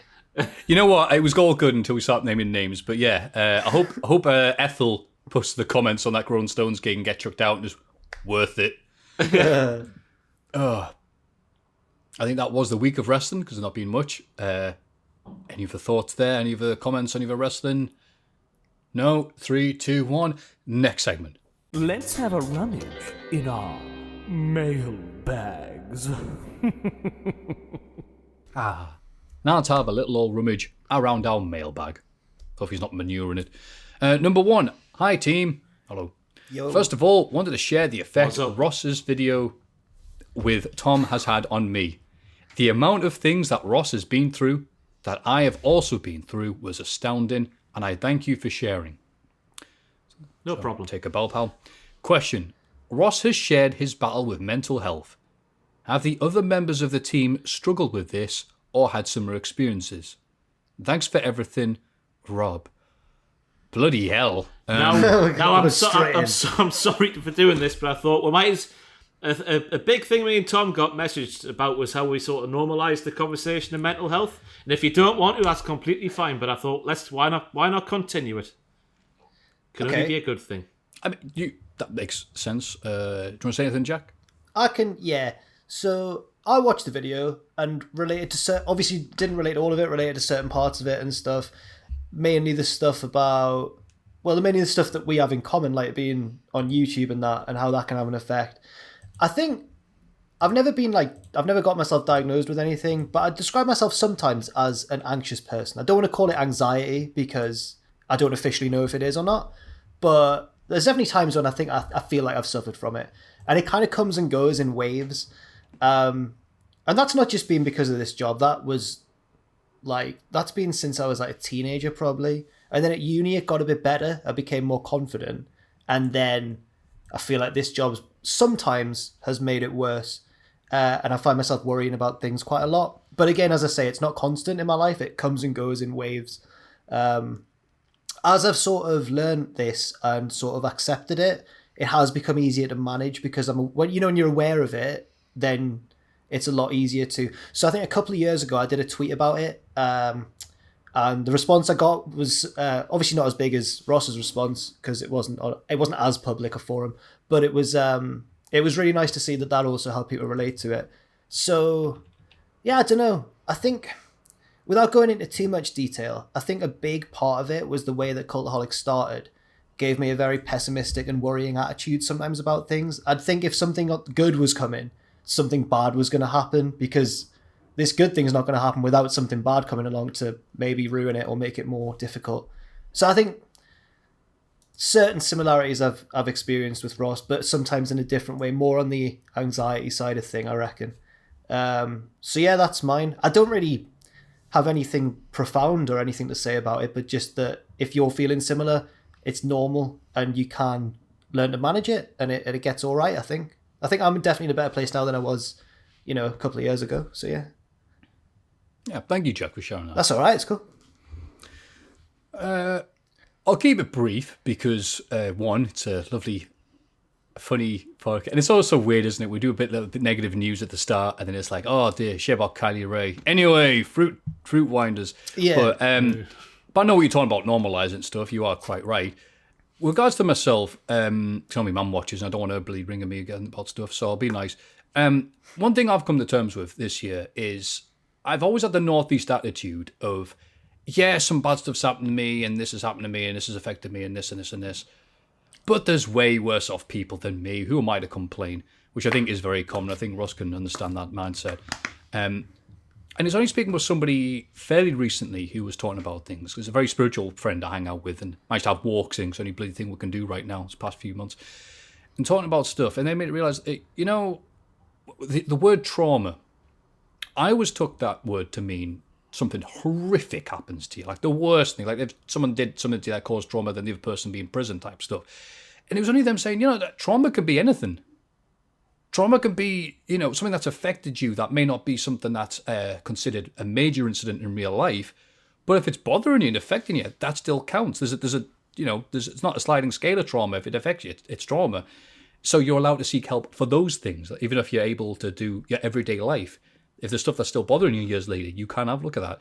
So I've been reading a book called The Body Keeps the Score, basically about what the effects trauma has and how to deal with it. Because I try and be someone who, when it comes to mental health and physical health and illness, I don't necessarily want to know the complete ins and outs of it, and I don't want to complain. I want to know how to fix it so I can get better. That's it. And this has been something I've been reading to keep me mentally stable, because there's lots of things wrong with us. There's lots of things wrong with us that I can fix, and there's lots of things wrong with me that will probably never be fixed. But I can deal with it. Like putting a bandage over a leak in a pipe, you're like, worry about it later. But the important thing is, I am more sane now than I have been for some time by admitting I've got issues and looking to improve them. And I think the worst thing, as Ross has said, and it's fantastic that we're on the Cultaholic channel, we're able to talk about this stuff like it is normal. The worst thing you can do is ignore them or pretend they don't happen or just don't deal with it at all. That's not going to help you in any way. Even if you're only helping yourself a little bit and it's not solved in a day, at least if you're making progress, it's better than nothing. So, yeah, you anyway, don't we'll even move have on. I was going to say, just on the end of that, you don't have to, it can seem like you need to make a massive change and stuff, but sometimes even a small change can have a big benefit. Even talking to someone about it or acknowledging it or just anything, sometimes it can have more of a positive effect than you'd imagine it would, I think. So yeah, and again, if people do want to talk about these type of things, I mean, our DMs are mostly open. Or we can tweet us and stuff like that and talk about it more long form. Absolutely, I've got no issues talking about it. But I think just keeping it a little bridge person on this, us keeping this a little summary rather than going full depth on it is not supposed to show that it is a small thing for people. Yeah. It's just because it's on a podcast. Not many people understand that. But thank you for asking that question, Rob. And we hope you're doing all right as well, Rob. Because if you're not, it's all right to say so, and it's all right to ask and try and improve yourself. I'm sorry if that wasn't too eloquent, but I wasn't actually expecting it. Question number 2. Hello, lads. Hope you're all well, and great to see Ross back. So, Thank you. I think we'll all agree with that. When are you getting him his cheesecake you get? No, I didn't say that. Thank you, Maffew, for inviting comments about PMA. Did I? I don't recall doing that, but here's my 2 pence worth, as they say. During lockdown, it has been more difficult to maintain a PMA state. I was really fortunate at the beginning of lockdown to have discovered the teachings of Sadhguru, an amazing This is my mum, isn't it? It is. I just go down the bottom. What? I put the mail back together, and then I was just scrolling through because someone forgot to put their name on an email, and I was like, I'm not saying Mum's name on the podcast, but I recognise that name. Who is it? I was like, Wait, what? it's the only Mama Botch. The teachings of Sadhguru, an amazing Indian mystic / guru. The things he talks about are relevant to our lives at the times we find themselves in right now. They are also nonsense, easy to understand, and highly amusing. Whether you like it or not, there is much more to us than our mind and body, but trying to find nourishment for the soul is not always easy. My question is, what have you found to sustain your spirits throughout the lockdown? P.S. is, if anyone is looking for a spiritual fix, do check out Sadhguru on the old YouTube. Thanks again for the consistently great content. Big Mama Botch. Again, I love your mum, and you do watch these things every week, and it's the closest we're getting to hanging out, I guess, in the lockdown. Focus. And thank you. And that's nice, everything, but she has been trying to get me to join up to Sadhguru for the past few months because she doesn't like the fact that I've got something else to make us feel better. So, I'm joking, of course. Oh, Christ. Yeah, I'm joking, Mum. I love you. Sadhguru is my number 1 fan. You know what? I love Sadhguru more than I love Walter. There you go. But yeah, the question is... It's a good question. Don't encourage her. What have you found to sustain your spirits through the lockdown? I think that's actually a good question, though, because there's obviously different things for different people, different situations during this horrible period. So what have you got, Jack? Let's keep you going. Just, staying in contact with people, obviously not in person as much as I'd like to, but apart from the obvious stuff, like seeing people and talking to them when you can and all that sort of thing, I opened an account on chess.com, Maffew. Ooh. And started playing. I used to think I was good at chess when I was about 11, thought I was a little smart arse. Turns out, when you're playing against people who know how to play chess, you're absolutely terrible, really bad at chess. But it matches you up like it would on FIFA online or something. Matches you up with people of a similar skill level. So I'm trying to increase my score gradually on the chess, but then it's very, very annoying. So I only usually play a few games and then I have to stop for a bit because it's people who are good at chess really impress me. It's crazy how much stuff you've got to think about at once. So that's me, chess, and what else? Reading as well, a bit of reading usually about football. Actually, I've got in my football books recently. There you go. Oh, what type of football books? I've mentioned it on your Botchamania on episode with me, actually. Oh yes, you did. Oh yeah, that was last week, by the way. Yeah, Jackson Botchamania. Thanks very much for having me on. It was a bucket list thing. Yeah. Love it. But he's not being whipped by certain WCPW wrestlers for messing up the ring ropes. Yes, that's right. It's called Fear and Loathing in La Liga, and it's Barcelona and Real Madrid, and the history between not just the football teams, but the regions. The war gets a mention. Oh, it's really good. By Sid Lowe. Fantastic. Full of plugs. This episode of the mailbag. Coop Chicken's helped a lot as well. Coop Chicken. Good times. The thing you said there, chess, because I was the nerdy kid at school, I realised that I was nerdy, but I wasn't nerdy enough for the nerds. I wasn't cool enough for the cool people, or somewhere in between. In between us. Yeah. And I realised, though, but I do like chess. When I say I like chess, I mean I like reading about Kasparov versus Deep Blue. And that's just been a new 2-hour YouTube documentary, Down the Rabbit Hole, I think it's called. Has just covered that. Where the computer finally beat the best chess player in the world. a few people on Slack about this documentary I watched last weekend about the game Go. It's like a board game. It's got like ancient East Asian origins, but it's still very popular in like China and South Korea and stuff. And there's a documentary I watched. It's on YouTube where they build this computer to try and beat the best Go player as well. Oh, it's more recent, a bit more modern, but it's good. I guess how we deal with people being good at stuff now. We see if we can make a robot or a computer that's better than a human being. So sinister. We're done for. We are absolutely done for. Yeah. When they take over. Absolutely. Ross, I know you've gone into great detail on the episode already, but why don't you, for the people who can't be bothered watching an hour-long episode about the wonders of mental health, what has kept you gunning? Well, I made a mess of lockdown 1. I lost a stone and a half at the start of the year, put all that back on. So the important stuff for me, because I thought when I was away from work, I had my own lockdown in a way, because my girlfriend went back home, so I was on my own in my flat, and nutrition and walking. So I focused on like meal prep and stuff. That would take up some time, and going for long walks, 5 miles at least, and then just putting a podcast on my head, in my ears and my headphones. So yeah. Meal prep and walking, basically. That's what keeps me occupied and sane.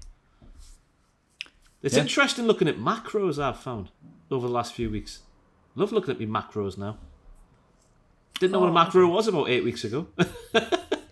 Yeah. I mean, how do you use like them? protein, carbohydrates, fat, all that bollocks, yeah. Right. But then do you like coincide your walk with the macros you've just digested to get the most out of it, or is it more often than not, it's an early in the morning thing. So I do. Wait, is it classed as fasted cardio? I guess it is when you get your heart rate up. So I go out there, have a cold brew, black coffee, so I don't break me fast. I try to fast to midday now, and then just go for my walk with just some black coffee in me. I've got this Skull Crusher coffee. It's called. It's like rocket fuel, like your lemon and mascarpone cheesecake. Good times. Sorry, I forgot all about that. I'll go with the same thing. When I've been miserable, it's taken me a while to realise, I haven't done anything physical for 2 days. Probably a good idea to fix that. And it could be anything from going for a jog, because I'm right near a big bit of green, so I can just use that to stay away from people, but I was getting some exercise in. At the stationary bike, so I can watch stuff like Monday Night Raw. And it's a joke and say, because if it was a bad one, I'd try and pedal to get away from it. And keeping doing meal prep, like Ross has said, that's helped us keep sane. Read more, like Jack has said. There's not been one consistent thing. It's just been keeping a structure. I'm someone who, if I don't have a plan for the day, like I've done the day beforehand, or I wake up first thing, or I need to do this, I do struggle sometimes to get momentum.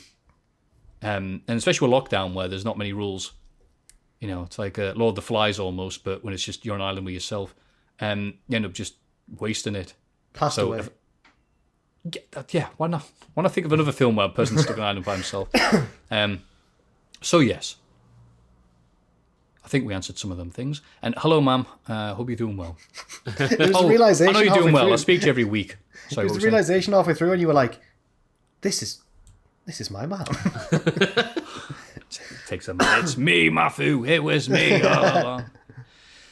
Question number 3. How do you do, Diddlerinos? I recently bought my brother a copy of the January 1995 edition of WWF Magazine as a Christmas present. Amongst the multiple fan letters calling out the editor, Vince Russo, for saying the 1-2-3 kid gets injured too much in the previous issue, there is also an interview with Paul Bearer. The interview gives a great insight into the personal life of The Undertaker, as Bearer reveals the dead man didn't vote for Bill Clinton, is a strong believer in equal rights, and doesn't know who Howard Stern is. However, the one question Bearer says is too tough to answer is regarding The Undertaker's opinion on the O.J. Simpson case. This made me wonder what wrestling feud/storyline you would like to see settled in a court of law instead of in the ring. Thanks for all the amazing entertainment you provided this year and for introducing me to the riveting world of Tombola Bingo. Oh, God. Connor McGee. By the way, thank you very much. Thank you, Connor. I was watching this Hell in a Smell, and I saw the balance in the top corner. How has he got like £800 or whatever it is in there? Oh, it's referrals from people who've signed up. It's not real money. It's like credit. Oh, so that's why he's doing it. He's not. No, It's he's a doing pyramid scheme. No. It's just that he's trying to fund his bingo habit without breaking into the company account. I think. This is Hell in a Smell 3. Would you like a Fresno? Yeah. It's a horrible Pacitti, by the way. So, what wrestling feud/storyline would you like to see settled in a court of law instead of in the ring? I mean, mine's from the past, because it can't happen now, but Ray versus Eddie and Dom. Get it out the wrestling ring. Get the nonsense of that contract match. Get that in the court of law. That's where it should have been all along. I misread this, because I thought he wanted a wrestling... I know I've read it twice, but I thought he wanted a thing that happened in court to be settled in the ring instead. Oh, we can do that as well. Yeah. We can do that as well. I don't have anything for what wrestling feud should be settled in the court. I'm like, well, no. Well, in that case, I would like making a murderer, Stephen Avery. Get that in the wrestling ring. Oh, I hit him with the miscarriage of justice. Oh. What's the other guy that got the guy who liked wrestling? What was he called? That would be his dream. I've just realised. Yeah. I can't remember his name. It's I forget been a while all the since I've seen names. it. Yeah. All I know is that they're from the area that Ken Kennedy's from. Are they? Green Bay. Yeah, because he talked about it. It's like, someone else. I'm like, so how was it like being from there? And he goes, yeah. He said something like it was a good summary of the place. What have you got, Jack? So for wrestling story I want to see settled in a court of law, I'd like to finally see The Undertaker brought to justice for entombing Paul Bearer in cement for winning the match, which still makes no sense to me because he had to do it if he lost, and he did it anyway. So I'd like to see that sorted out. And for the other way around, it's got to be Tiger King and all the legal battles that went on in Tiger King. Let's have a Tiger King Rumble with just all the main characters running out. The winner, I mean, it has to come down to Carol Baskin and Joe Exotic, doesn't it? That has to be the end. How did she do on Dancing with the Stars? I hadn't seen any of it. Oh. Okay. I didn't see. Just, Oh. it just makes you sick, doesn't it? It's like, oh, you may have killed your husband on a popular show. Let's have you on Dancing. Allegedly. No, bollocks. If they did it wrestling style, you know who the last appearance is going to be? It's Carol Baskin's husband ripping off tiger guts and stuff. Like, I'm back. Like Dean Malenko taking his mask off. Yeah. A court of law. Sheamus Del Rio, the good guy Sheamus when he stole Del Rio's car, but he was the good guy in the feud. And then you knew he was supposed to be the good guy because Jerry Lawler going, well, what's Del Rio complaining about? Sheamus brought it back. Oh. Just this awful storyline. And Del Rio would have just had him banged up. Probably would have been safer than having him wrestle Del Rio. The other way around, the role reversal, one of my favourite stupid stories is there's a comedian called Gallagher You may remember him. He gets referenced and stuff all the time because he was the guy who he would end the show with hitting a watermelon with a hammer. Watermelon go everywhere. Apparently, and I think I'm abbreviating the story, but Gallagher was doing like big arenas at this point. I don't know why it was the 80s, and he realised he was actually losing out on some money by not doing these other venues that wanted him because he was too busy doing the big ones. So he got his brother, who looked a lot like him, and he taught him his act, and he just called him Gallagher 2. So like how WWF would have their A run with like Hogan on top, and then they'd have the B shows with, you know, the tag team titles on the line and stuff like that. Gallagher 2 just did the colleges and stuff rather than the arenas. Until one day Gallagher 2 had the bright idea of ringing up those arenas that were booking Gallagher 1 and going, well, how much is he charging you? Right, well, I'll do it for half that. And just started taking his gigs and saying Gallagher 2 was more places than Gallagher 1. Gallagher 1 took Gallagher 2 to court because he went, well, this is bollocks. And not only did he not win in court against Gallagher 2, but his entire family ended up siding with Gallagher 2 because he was right. I thought that was more pro wrestling than pro wrestling. That should have been settled in the ring for the rights for the Gallagher name. I was going to say it's like La Parker. It's like one of them. Right. LA Park versus Le Gallagher. I thought you were going to say that Gallagher 1 had to give up the Gallagher surname and just be LA Gal. Yeah, LA Something like that. Yeah. So that should have taken place in a wrestling ring for sure. Yeah. That was definitely a mailbag full of positive mental energy, some Gallagher 2 stories, and my mum. If you have any of these topics to discuss next week, apart from one of them, you can, of course, send your thoughts, your queries, and everything else that's on your mind to mailbag@cultaholic.com.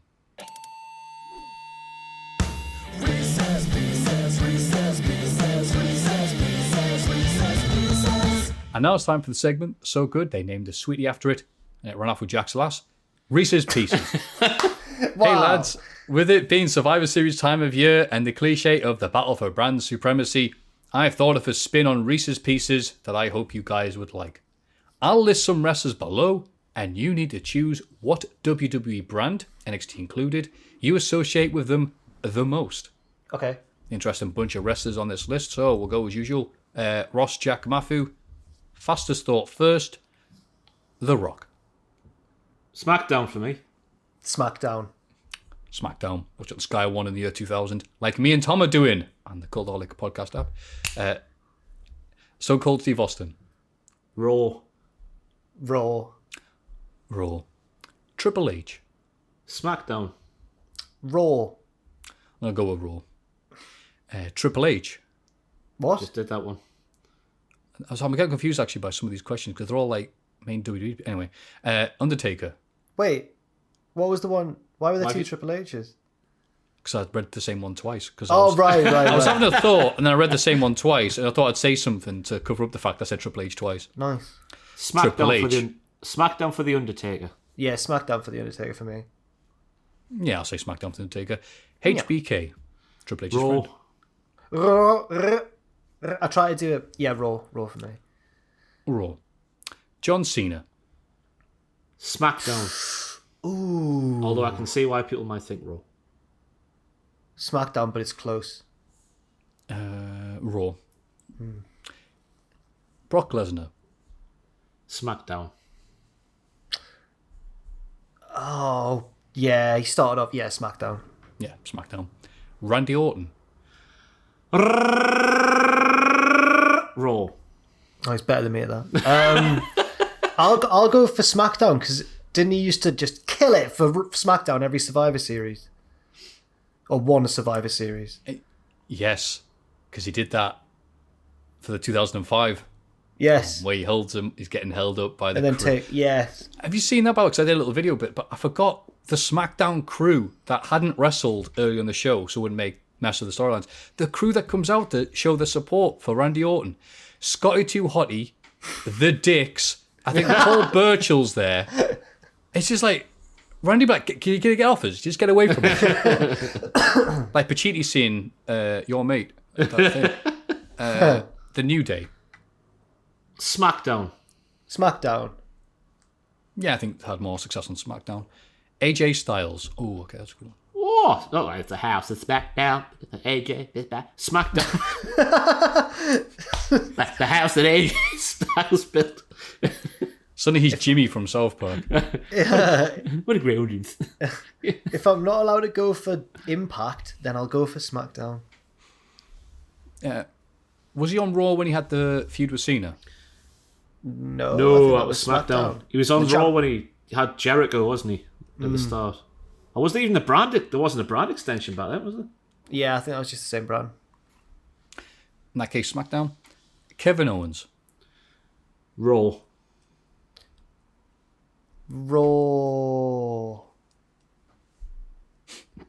It's a hard one. He did this whole SmackDown political gimmick for a little bit, didn't he? Yeah. It's like, Jack, what is a dinosaur? No.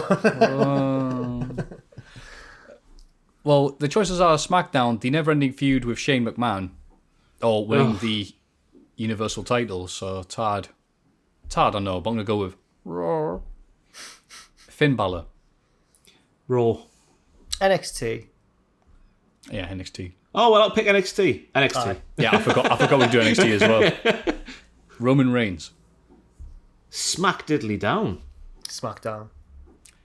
Definitely SmackDown 2020. Seth Rollins. Raw. Raw.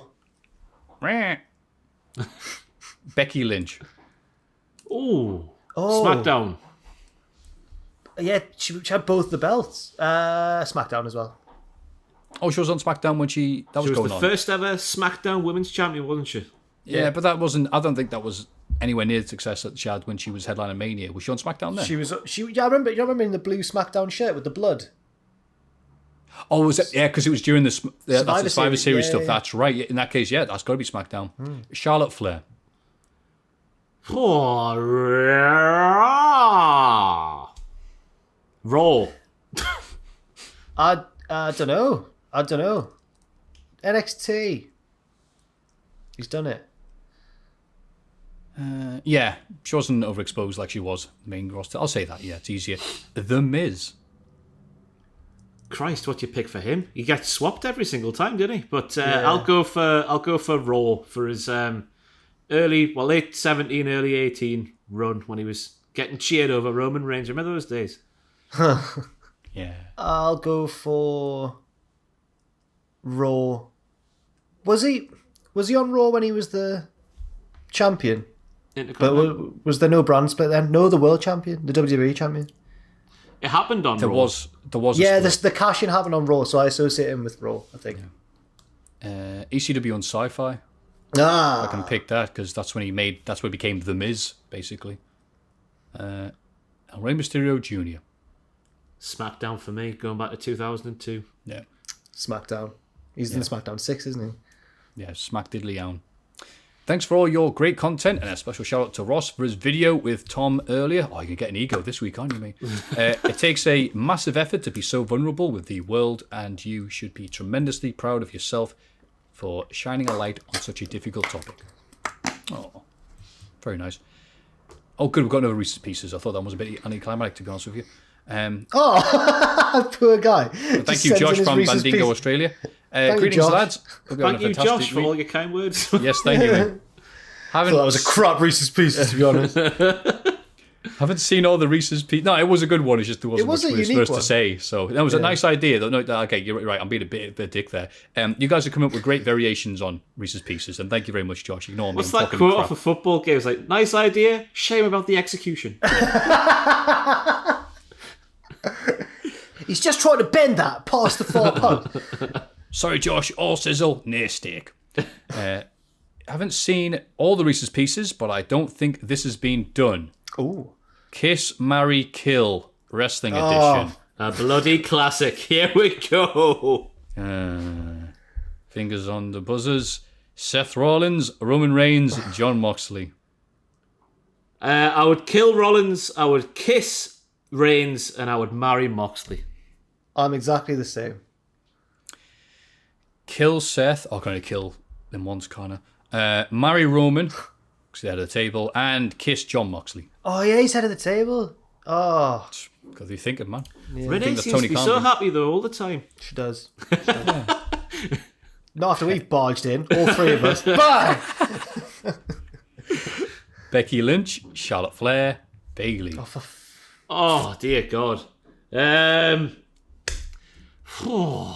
the hell do you start with this one? Becky, Charlotte, who? Becky, Charlotte, Bayley. Mm-hmm. Marry Becky. Kill Bayley because she's a professional wrestling heel, and have a good old smooch with Charlotte Flair. It's not as funny when it's when it's actually women, is it? It's a bit weirder when it's actually. Yeah, we are those lads on YouTube now doing this. You've always been those lads on YouTube. This isn't just new in this Reese's Pieces, Maffew. You're part of Cultaholic. That's what we do. Yeah, but people have realised this now after these bloody questions. Come on, I'm still thinking out loud about marry Becky because she's cool, and her and Seth seem happy, don't they? So that's a nice one. I'd kill Charlotte because she healed it up once when I was interviewing her, and it made me uncomfortable and sad. And what did she do? We're on the back of the bus in London, and it's her and Andrade, and she's just like, in the interview, if I asked her a question or whatever, she'd take the mic from me really slowly, like, because Andrade's in between us, and she'd just slowly, like, as if it was my fault, she'd glance at me like, what are you doing? And like take the mic really slowly as if I'd inconvenienced her a lot. And just the whole interview, she was being a heel, but I wasn't mentally equipped to deal with that. But Andrade, lovely, smelled fantastic. What a man. Did you ask him what scent? No, I didn't. I was cacking my pants, Ross. I reckon he's a Paco Rabanne or a Hugo Boss man. I reckon one of those two. Fair. Yeah. What would you say? What would you bank on him wearing? Paul Smith. No, he's not Paul Smith, man, is he? That's completely irrelevant. That's he's completely too classy for Paul Smith. No, I like a bit of Paul. Whoa. And then kiss Bayley, because just process of elimination, I guess. I reckon he's got a bit of Lynx Mexico in me. Oh my God! What? I'm gonna. What the hell have you done? What is this then? Is that bad? Oh, sorry. Anyway, what's I going with this? Probably marry Charlotte because we have. You'd be a Flair. Because we have mocking Jack to keep us keep relationship afloat. I think I'd kiss Bayley because I know that I couldn't kill Becky, so it'd be all right. Fair. Let's move on quickly and never speak of that again. Xavier Woods, Big E, and Kofi. It's all right. This is more like it. There marry Big E straight away. I would. Ooh. Oh, right then. This is a tough one. I'd marry Big E. That is beyond any question. I would then have to have a smooch with Kofi and kill Xavier, and I don't know why. I've got no reasons. I just know I'd marry Big E. The other one's a toss-up, to be fair. I would marry Kofi because he's a family man. You know, his kids are always having a great time, aren't they? Do you remember the Hall of Fame when they were dancing in front of the camera and they would go to Brian? That was a great little bit, that. I would kiss Woods because if I married or killed him, Maffew would be devastated. And I'd then have to kill Big E, unfortunately. But then Ross would be devastated. Oh, God. It's alright, you like Maffew more than you do me. It's fine, I can accept it. Whoa! That was not my implication at all. But he did recently get me on popular video series Botchamania, so for now, he's shot into the lead. I'm doing a Tony Khan, I should say. We should do this with the Cultaholic, like as Pacitti, Sam, and Owen. We've done it before on video, I'm pretty certain. I'm fairly certain we've done it before. But that'd be great because then it's all the tension when you say, oh, well, I'd kiss them, and they're there and they go, would you? And it's what is this? Whatever. Are you trying to I think I'm shipping me and the other Cultaholic. This is just day one of lockdown and I'm already, horny on main. I can't wait for another wave of fan fiction, this time from Mochabania, and just see who's this mysterious Mochabania writing all of this fanfic. Oh, sorry, it's one of those Botchamania clones. There's so many of them. Well, I have to marry Xavier Woods because, look at him. They're all so good. This is like the hardest question we've ever had on this. Big E or Kofi? Good. Oh, that was Eddie Kingston levels of emotion in that. Brilliant. Kiss Kofi. Okay. How could you do that? That's worse. That's worse than saying you'd do something bad to Volta's dog. Yeah, right. It's exactly the same as that. Oh, this is awful. John Cena, Triple H, or Undertaker? I'd get rid of Undertaker because he's already dead. I would then marry Triple H. Got to get in that McMahon money because Cena's is less guaranteed, I guess. You know, the actor might go one way or the other. You never know. So have a smooch with John. That's my answer as well. That combination of answers. Aye, the same. Big Kiss John, as they call him. Shawn Michaels, Ric Flair, or Bret Hart? Oh, I'd marry Bret. I've got over the past year or so, I've found a new appreciation for Bret. I reckon being married to Bret's a right hoot. it's not going to be domestic bliss, is it? Really, to be honest with Bret. Just be getting pissed 24/7, wouldn't you? No, I really doubt. I think it would be a horrible, crushing existence. I've got to say. Then I would. What was the Flair and who? Sorry, Shawn, Flair, Michaels. Is this prime? Is this prime them or current them? This is yesterday. I would smooch the Nature Boy because then you could just tell your family. You know, I smooch Ric Flair because like I had a friend who, when I was young, and his mum, even though I was in like year 5, Boomtown Rats came on the radio and she was like, I kissed Bob Geldof when I was 17. You know, it could be like that. Even though I'm in year 5 and got no idea who the hell the Boomtown Rats are. It's like, I kissed Bob Geldof. Was it on a Monday? Hey. And then I'd get rid of Shawn Michaels. I would, if it's current them, I'd kiss Bret Hart because he's aged the best. I'd marry... Oh man, you're just going to be another in a long line of spouses for Ric Flair, so I'd marry Shawn and kill Ric Flair. And as I aimed my gun at him, I'd say, I'm sorry, I love you. And then I was going to say that, damn it. Oh, sorry. I'd kill Flair and I go, this is for Sting. It wasn't my first answer, but I had to change it. And probably kiss Michaels so I could marry Bret.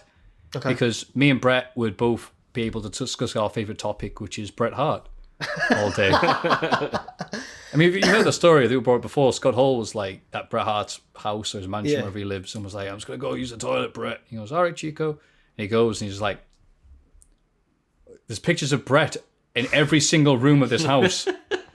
It's just Bret Hart everywhere. Looks up at the ceiling, there's like a Bret Hart wallpaper or something. He's like, oh, okay, so just saying. And I'd be all right with that. Let's not these women, be awkward. Michael Cole, Jim Ross, or Jerry Lawler? Skip the women again. Yeah. Fair enough, really. Michael Cole, Jim Ross, and who? Jerry Lawler. I'll get rid of Lawler. Smooch Michael Cole, and then get married to good old JR and live happily ever after with a barbecue. Yeah, I think the same, because originally I was going to go kill Lawler, marry Cole, and kiss JR, but I've realised that life with Cole, I don't think you get a moment's peace. He'd constantly be like, oh my God, you know, I just don't He'd never be there, would he? He's at every bloody show. He's backstage at NXT. You'd be on your own. Yeah, marry Jim. Marry Jim. But with Jim, you've got to keep an eye on him because he's so horny. Whereas as far as I can tell, Michael Cole's a sterile man with no genitalia. He was made in a lab, so I don't know really what's going on. You know, I'd marry Michael Cole because he's been making the most mundane of wrestling sound exciting for decades. So I'd be like, my God, look at him. He's putting the shopping back in the proper drawers. Yeah, get excited. And I'd probably kill Jim Ross just to see if you put him on commentary and see if anyone would notice a difference. Did you see the thing that Clive Tildesley did over lockdown when he was commentating his wife making like the dinner or whatever? Yeah. I can't believe ITV let him go. That's a travesty. I'm not a huge fan of Clive. I love a bit of Clive, me. I'm trying to think which commentators I do like. Jonathan Pierce for the Robot Wars. What's the guy? His name's gone from my mind. He's been around for about 20 years, but he never gets hired by any of the big lads, and he's always very romantic and very poetic in what he says. Guy Mowbray. Not Guy Mowbray. He's BBC's number one guy. I'm forgetting his name. I'm going to have to search it later on. It's not interesting on this wrestling podcast. You don't think there's Sid Waddell? Not Sid Waddell. From the darts. Yeah. Aye, I'm not thinking of Sid Waddell. R.I.P. There's a one who does the Spanish football for the American channels called Ray Hudson, I think. And there's compilations of him on YouTube because he loves Messi and Ronaldo and that, and he'll just be like, magical, what a goal! He's a Geordie, it's so good.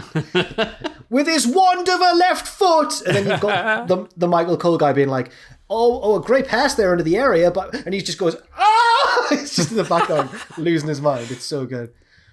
The atmosphere is so tense. If Elvis walked in with a portion of chips, you could hear the vinegar sizzle on him. Is that one of his? That's a Sid Waddle. Oh, Sid Waddle. I don't want to say it in the northeast plug. He's very similar to Sid Waddle in his Peter Drury is who I'm thinking of. Drury. What a commentator he is. Lovely. I'll do one more of these in Providence Misery. We've got Vince McMahon, Eric Bischoff, one, and Tony Khan, but we all know what we're going to do with Tony Khan there, don't we? I mean, we're already shagging him. He's already got his bent over. So we'll go with Triple H, Randy Orton. Probably had Triple H. We'll have him twice. And now we'll have Braun Strowman, Big Show, or Andre the Giant. Oh, wow. I'd get rid of Braun because he's the least of the big names. He's the least iconic of the three. Then I would... I'd marry Andre because he had that massive ranch, didn't he? And then I'd make on with a Big Show. I'd marry... I'd kiss Strowman because he seems like a bit of a cheeky fella, doesn't he? I'd have to kill Andre, but he's already dead, so I don't know if that counts. No, he's got to be alive for the purposes of this, doesn't he? I'm going to have to kill an icon. Okay, I've killed Andre the Giant, and I'll marry the Big Show. Because if you've seen his Netflix series, life's just a party. Yeah, you know what? I'll do a Hogan at WrestleMania 3 and kill Andre the Giant with my body slam.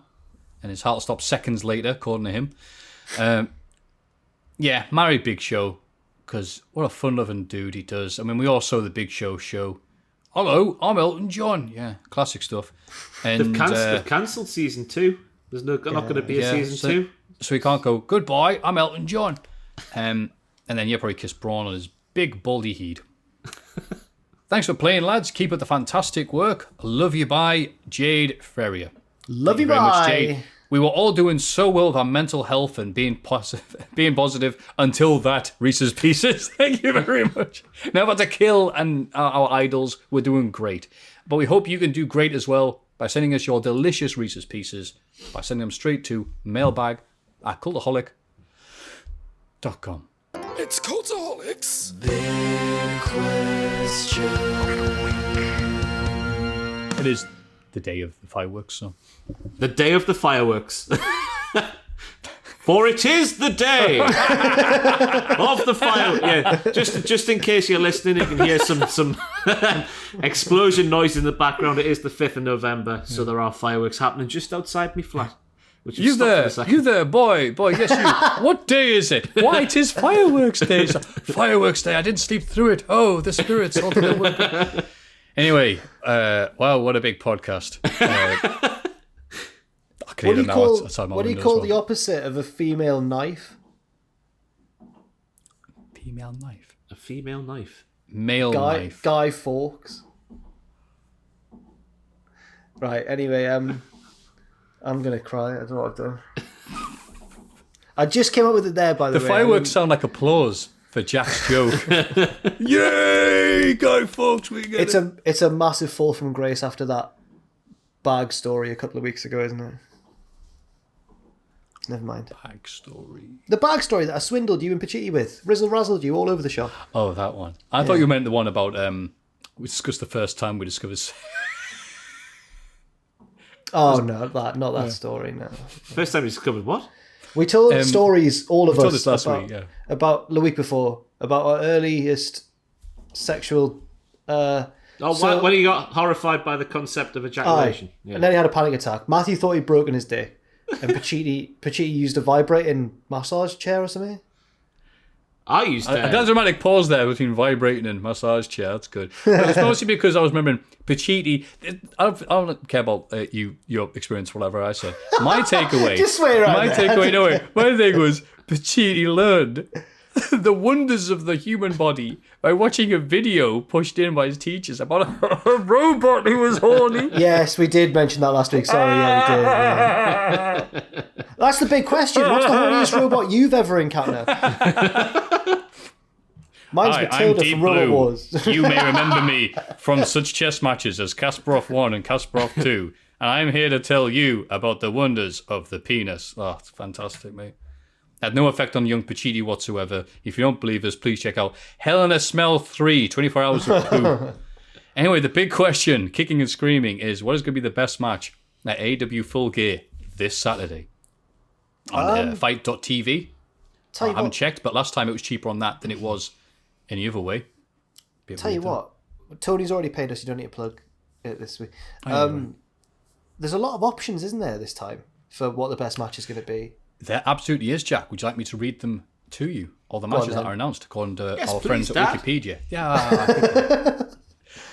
Hangman Adam Page versus Kenny Omega in the World Championship Eliminator Tournament final match, with the winner getting an AEW title shot.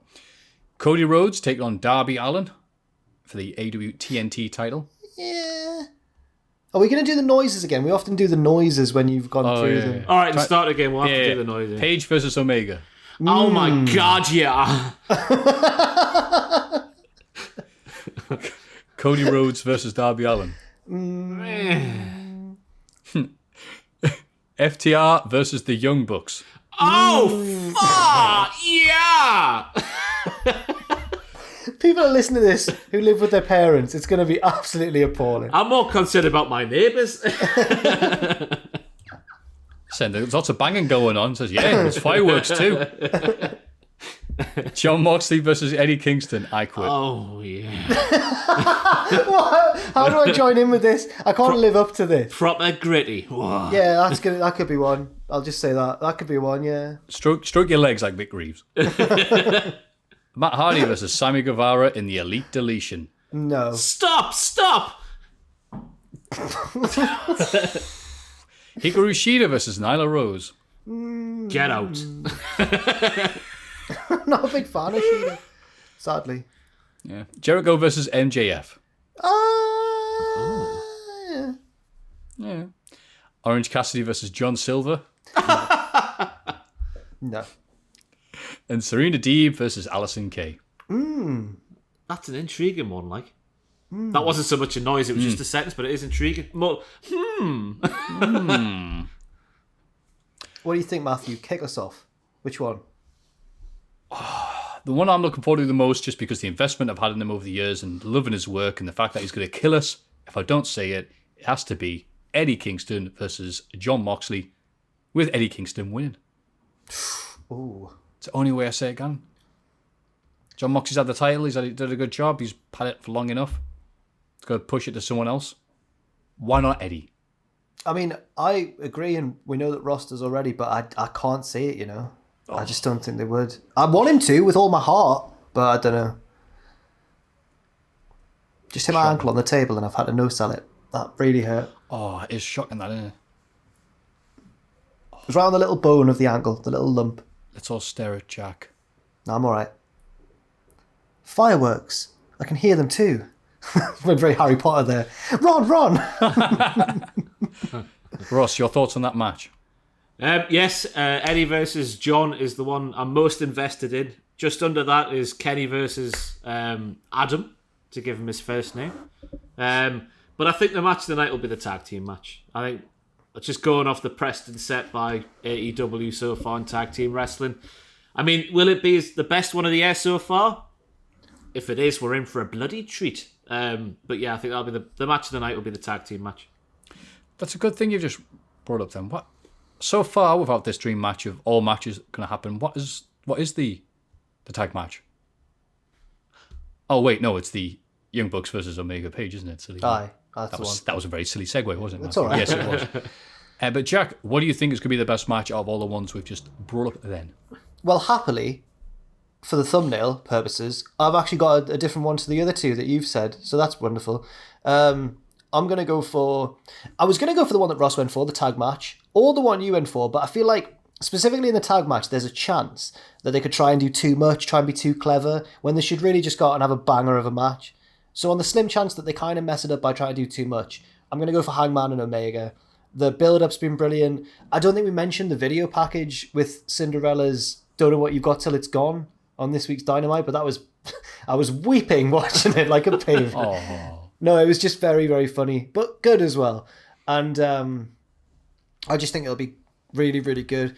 The only thing maybe stopping it from being match of the night for me is the other good matches on the card and the chance of a screwy finish, and Kenny will just go full heel, but I don't know. So we've gone for 3 different ones. That's good, isn't it? Do you think when he has the dance to women at the start, they're all going to be like Adam Page and have like shades and a drink? Yes, that'll be good. Yeah. I think that match should be good, and it's those 2 matches discussed there, and maybe Cody as well, I guess, is going to see less about the match itself, but what's going to happen in the finish. Are they all going to go, as we say on the show, full diddler? Oh. And go that way? Or it's just going to be a load of teasing over nothing. Only one way to find out. Ross. Maffew. I've said my bit. I've got nothing else to say. Do you reckon, I just want to throw something out there. Do you reckon MJF versus Le Champion will be like shades of Shawn Michaels versus Triple H for the European title on Raw? Because I reckon there's a chance. No. All right, then. That's all right. Well, Jericho lying down for MJF? Potentially. No, after he attacked him on Dynamite. That would be very odd. It's a ruse. A ruse? A ruse. Oh, René. Good morning. Oh, no, okay. That used to be a thing on this podcast, didn't it? I just realised, it did used to. I don't know why we stopped mentioning it. Why we stopped doing racist accents of every country under the sun? I don't know. Oh, yeah. We moved on to, our own country instead. Yeah, different regions. That's better. Yeah. That's right. One thing as well, it's not as one of the biggest things on the show or anything, but do you think, because Team Taz have insinuated they're going to turn up, where, I mean, it's probably going to be during or after the TNT title match, I think, but what do you think? I can see them doing stuff after Moxley Kingston, or they cost Moxley the title, and that's how he loses but saves. Lads, Moxley's not losing the title. I don't know why we both... Look, I like Moxley as well. I'm the one who said he wants to marry him on Kiss, Marry, Kill. Like you wanted to do whatever you wanted to do. I'm married to the man, but I've got to say, like, if there was a punishment this weekend on the things, I'd have picked Moxley. But since there's not one, that's why I went for Kingston. I don't know how he's gonna. How is he? That's a question. How is he gonna quit?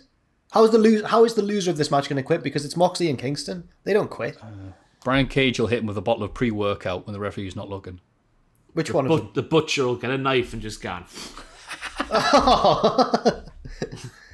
Maybe they'll... He's going to Walter's dog him. Oh, hang on. Oh, this is just wild speculation. It's not going to happen, but... Oh, go on, Jack. Well, Renee's left, hasn't she? What if he's kidnapped Renee? And Moxley has to say, I quit to save Renee? That would be drama. That would be huge. What, like Jimmy and Jay? That's Hell in a Cell? Yeah. Oh, I was thinking more like Edge and Bearer, like I mentioned before. Oh. Like, he's tied into a chair. He's going to push her off the Jacksonville Tron or whatever. Moxley has to say, well, I quit then. Oh, yeah, I want it now. What has wrestling done to your poor bones? God. Watch this to be the exact thing that happens. The important thing is, with a lockdown, will you people be watching this live? Yes. So what's going to happen is, myself and... Oh, you mean us personally, or do you mean in the place? I realised I said people. I thought it was a really weird... Yeah, you guys. My friends, I should have said. So... Sorry. Adam's taken some time off this weekend, because he's been knackering his body doing silly things, like coughing, dropping into manure. So it's going to be me and Owen, one of our editors, and my flatmate, as it turns out.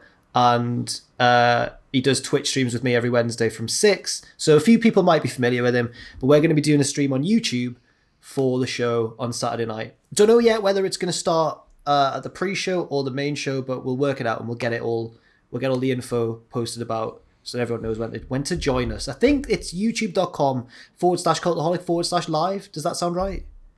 That sounds right. Yeah, I let's go thought. with Oh, I that. didn't know you could do it like that. I thought you just had to wait for it to pop up in the subscription. You can do that, or you can. Well, if there's nothing that's been scheduled, I'm guessing it'll just take you to a blank page. But once it has been scheduled, that's where you'll find it probably. Oh, thank you, Jack. I didn't realise It's that. all right, mate. And other than that, are there any other things you'd like to plug? That beautiful segue I just did. You got coop chicken. You know, I'm gonna have to get that probably for my watching of AEW Full Gear after you said it so many times. Just have a chicken. second just to smell the succulent smells of wood fried chicken. What flavour do you go for when you go? I've become rather accustomed to the chili after having the house for so long. I'm gonna get some after this podcast because I'm. Yeah, so am I. Yeah. So what I'm gonna do is I'm gonna brave the buffalo ones. I think I've never gone for it before. Gonna go for the hot sauce. Aye. See, I'm not a hot wings fan, spicy. I mean, so I just go for the Hoose. yeah. And the one after, actually, I've forgotten what they're called now. Is it still open? Have we gone? Hang on, this is important. It's not really, but I'm sure it shuts at like chicken. 9. Okay, if that's the case, then we're in the clear. This has turned into a brilliant advert. You can continue wrapping up, by the way. I'm just checking. Yeah, if it's... no worries. Apart from Coop Chicken, Ross, and obviously the wonderful video that we've said many times about you and Tom, is there anything else that's on the channel this week you'd like to plug? I'll be on here on Sunday. I'll be watching Full Gear on Sunday morning from the office and doing WTF moments.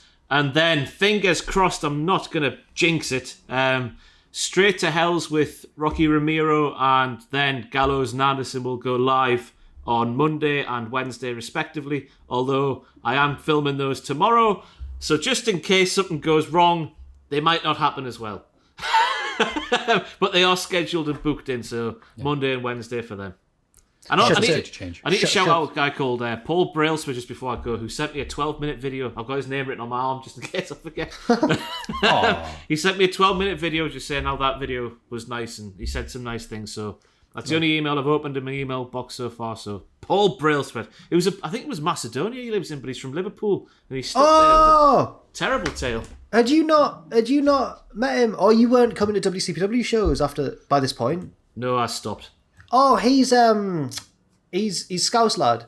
Yeah, Man. he's Scouse, yeah. Yes, I've got him on Facebook. Yeah, he was when someone got injured, but it was a worked injury. We put a couple of lads backstage in high vis and sent them out, and he was one of them. He was one of the medical team. Oh. He would help out backstage and stuff. Oh. Usually in Manchester because he's from Liverpool. But yeah, nice man. Yeah. Lovely. Before going to the plugs, I'll say something for... there's been lots of nice people showing up on the Twitch streams that are now recognising the names of. And I hope to see them on Saturday at 6 p.m. UK time. I'm realising now, wait a minute, what time does the Full Gear pre-show start? Oh. Not that. It won't be. It'll be much later than that. Yeah. But then I'll have to stop. America's clocks changed last weekend, didn't it? So it'll be back to 12 and 1 minute, maybe? Yeah, you'll have time, surely. Well, I'll go on for as long as I jolly well please.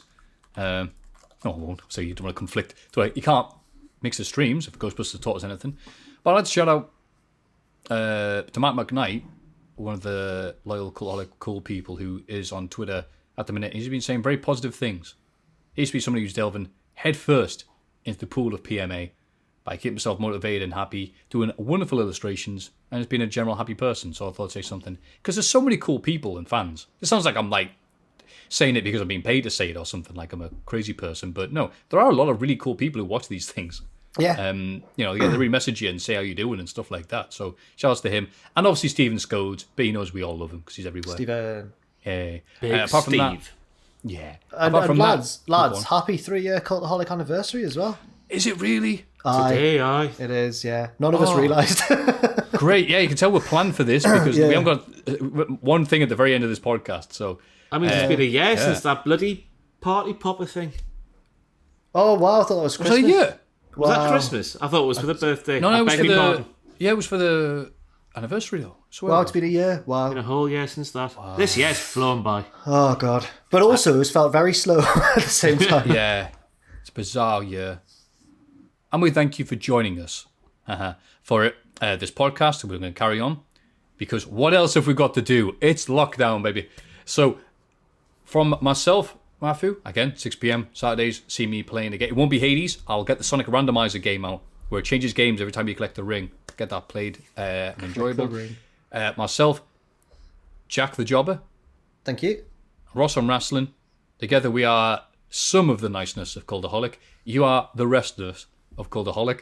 And we'd like you to show your pledge of allegiance. Oh, it's all going to crap, isn't it? Please put your hand to the thing and say, I mean, the rest of us. That's not even a word. 1, 2, 3, join us. 1, 2, 3, join us.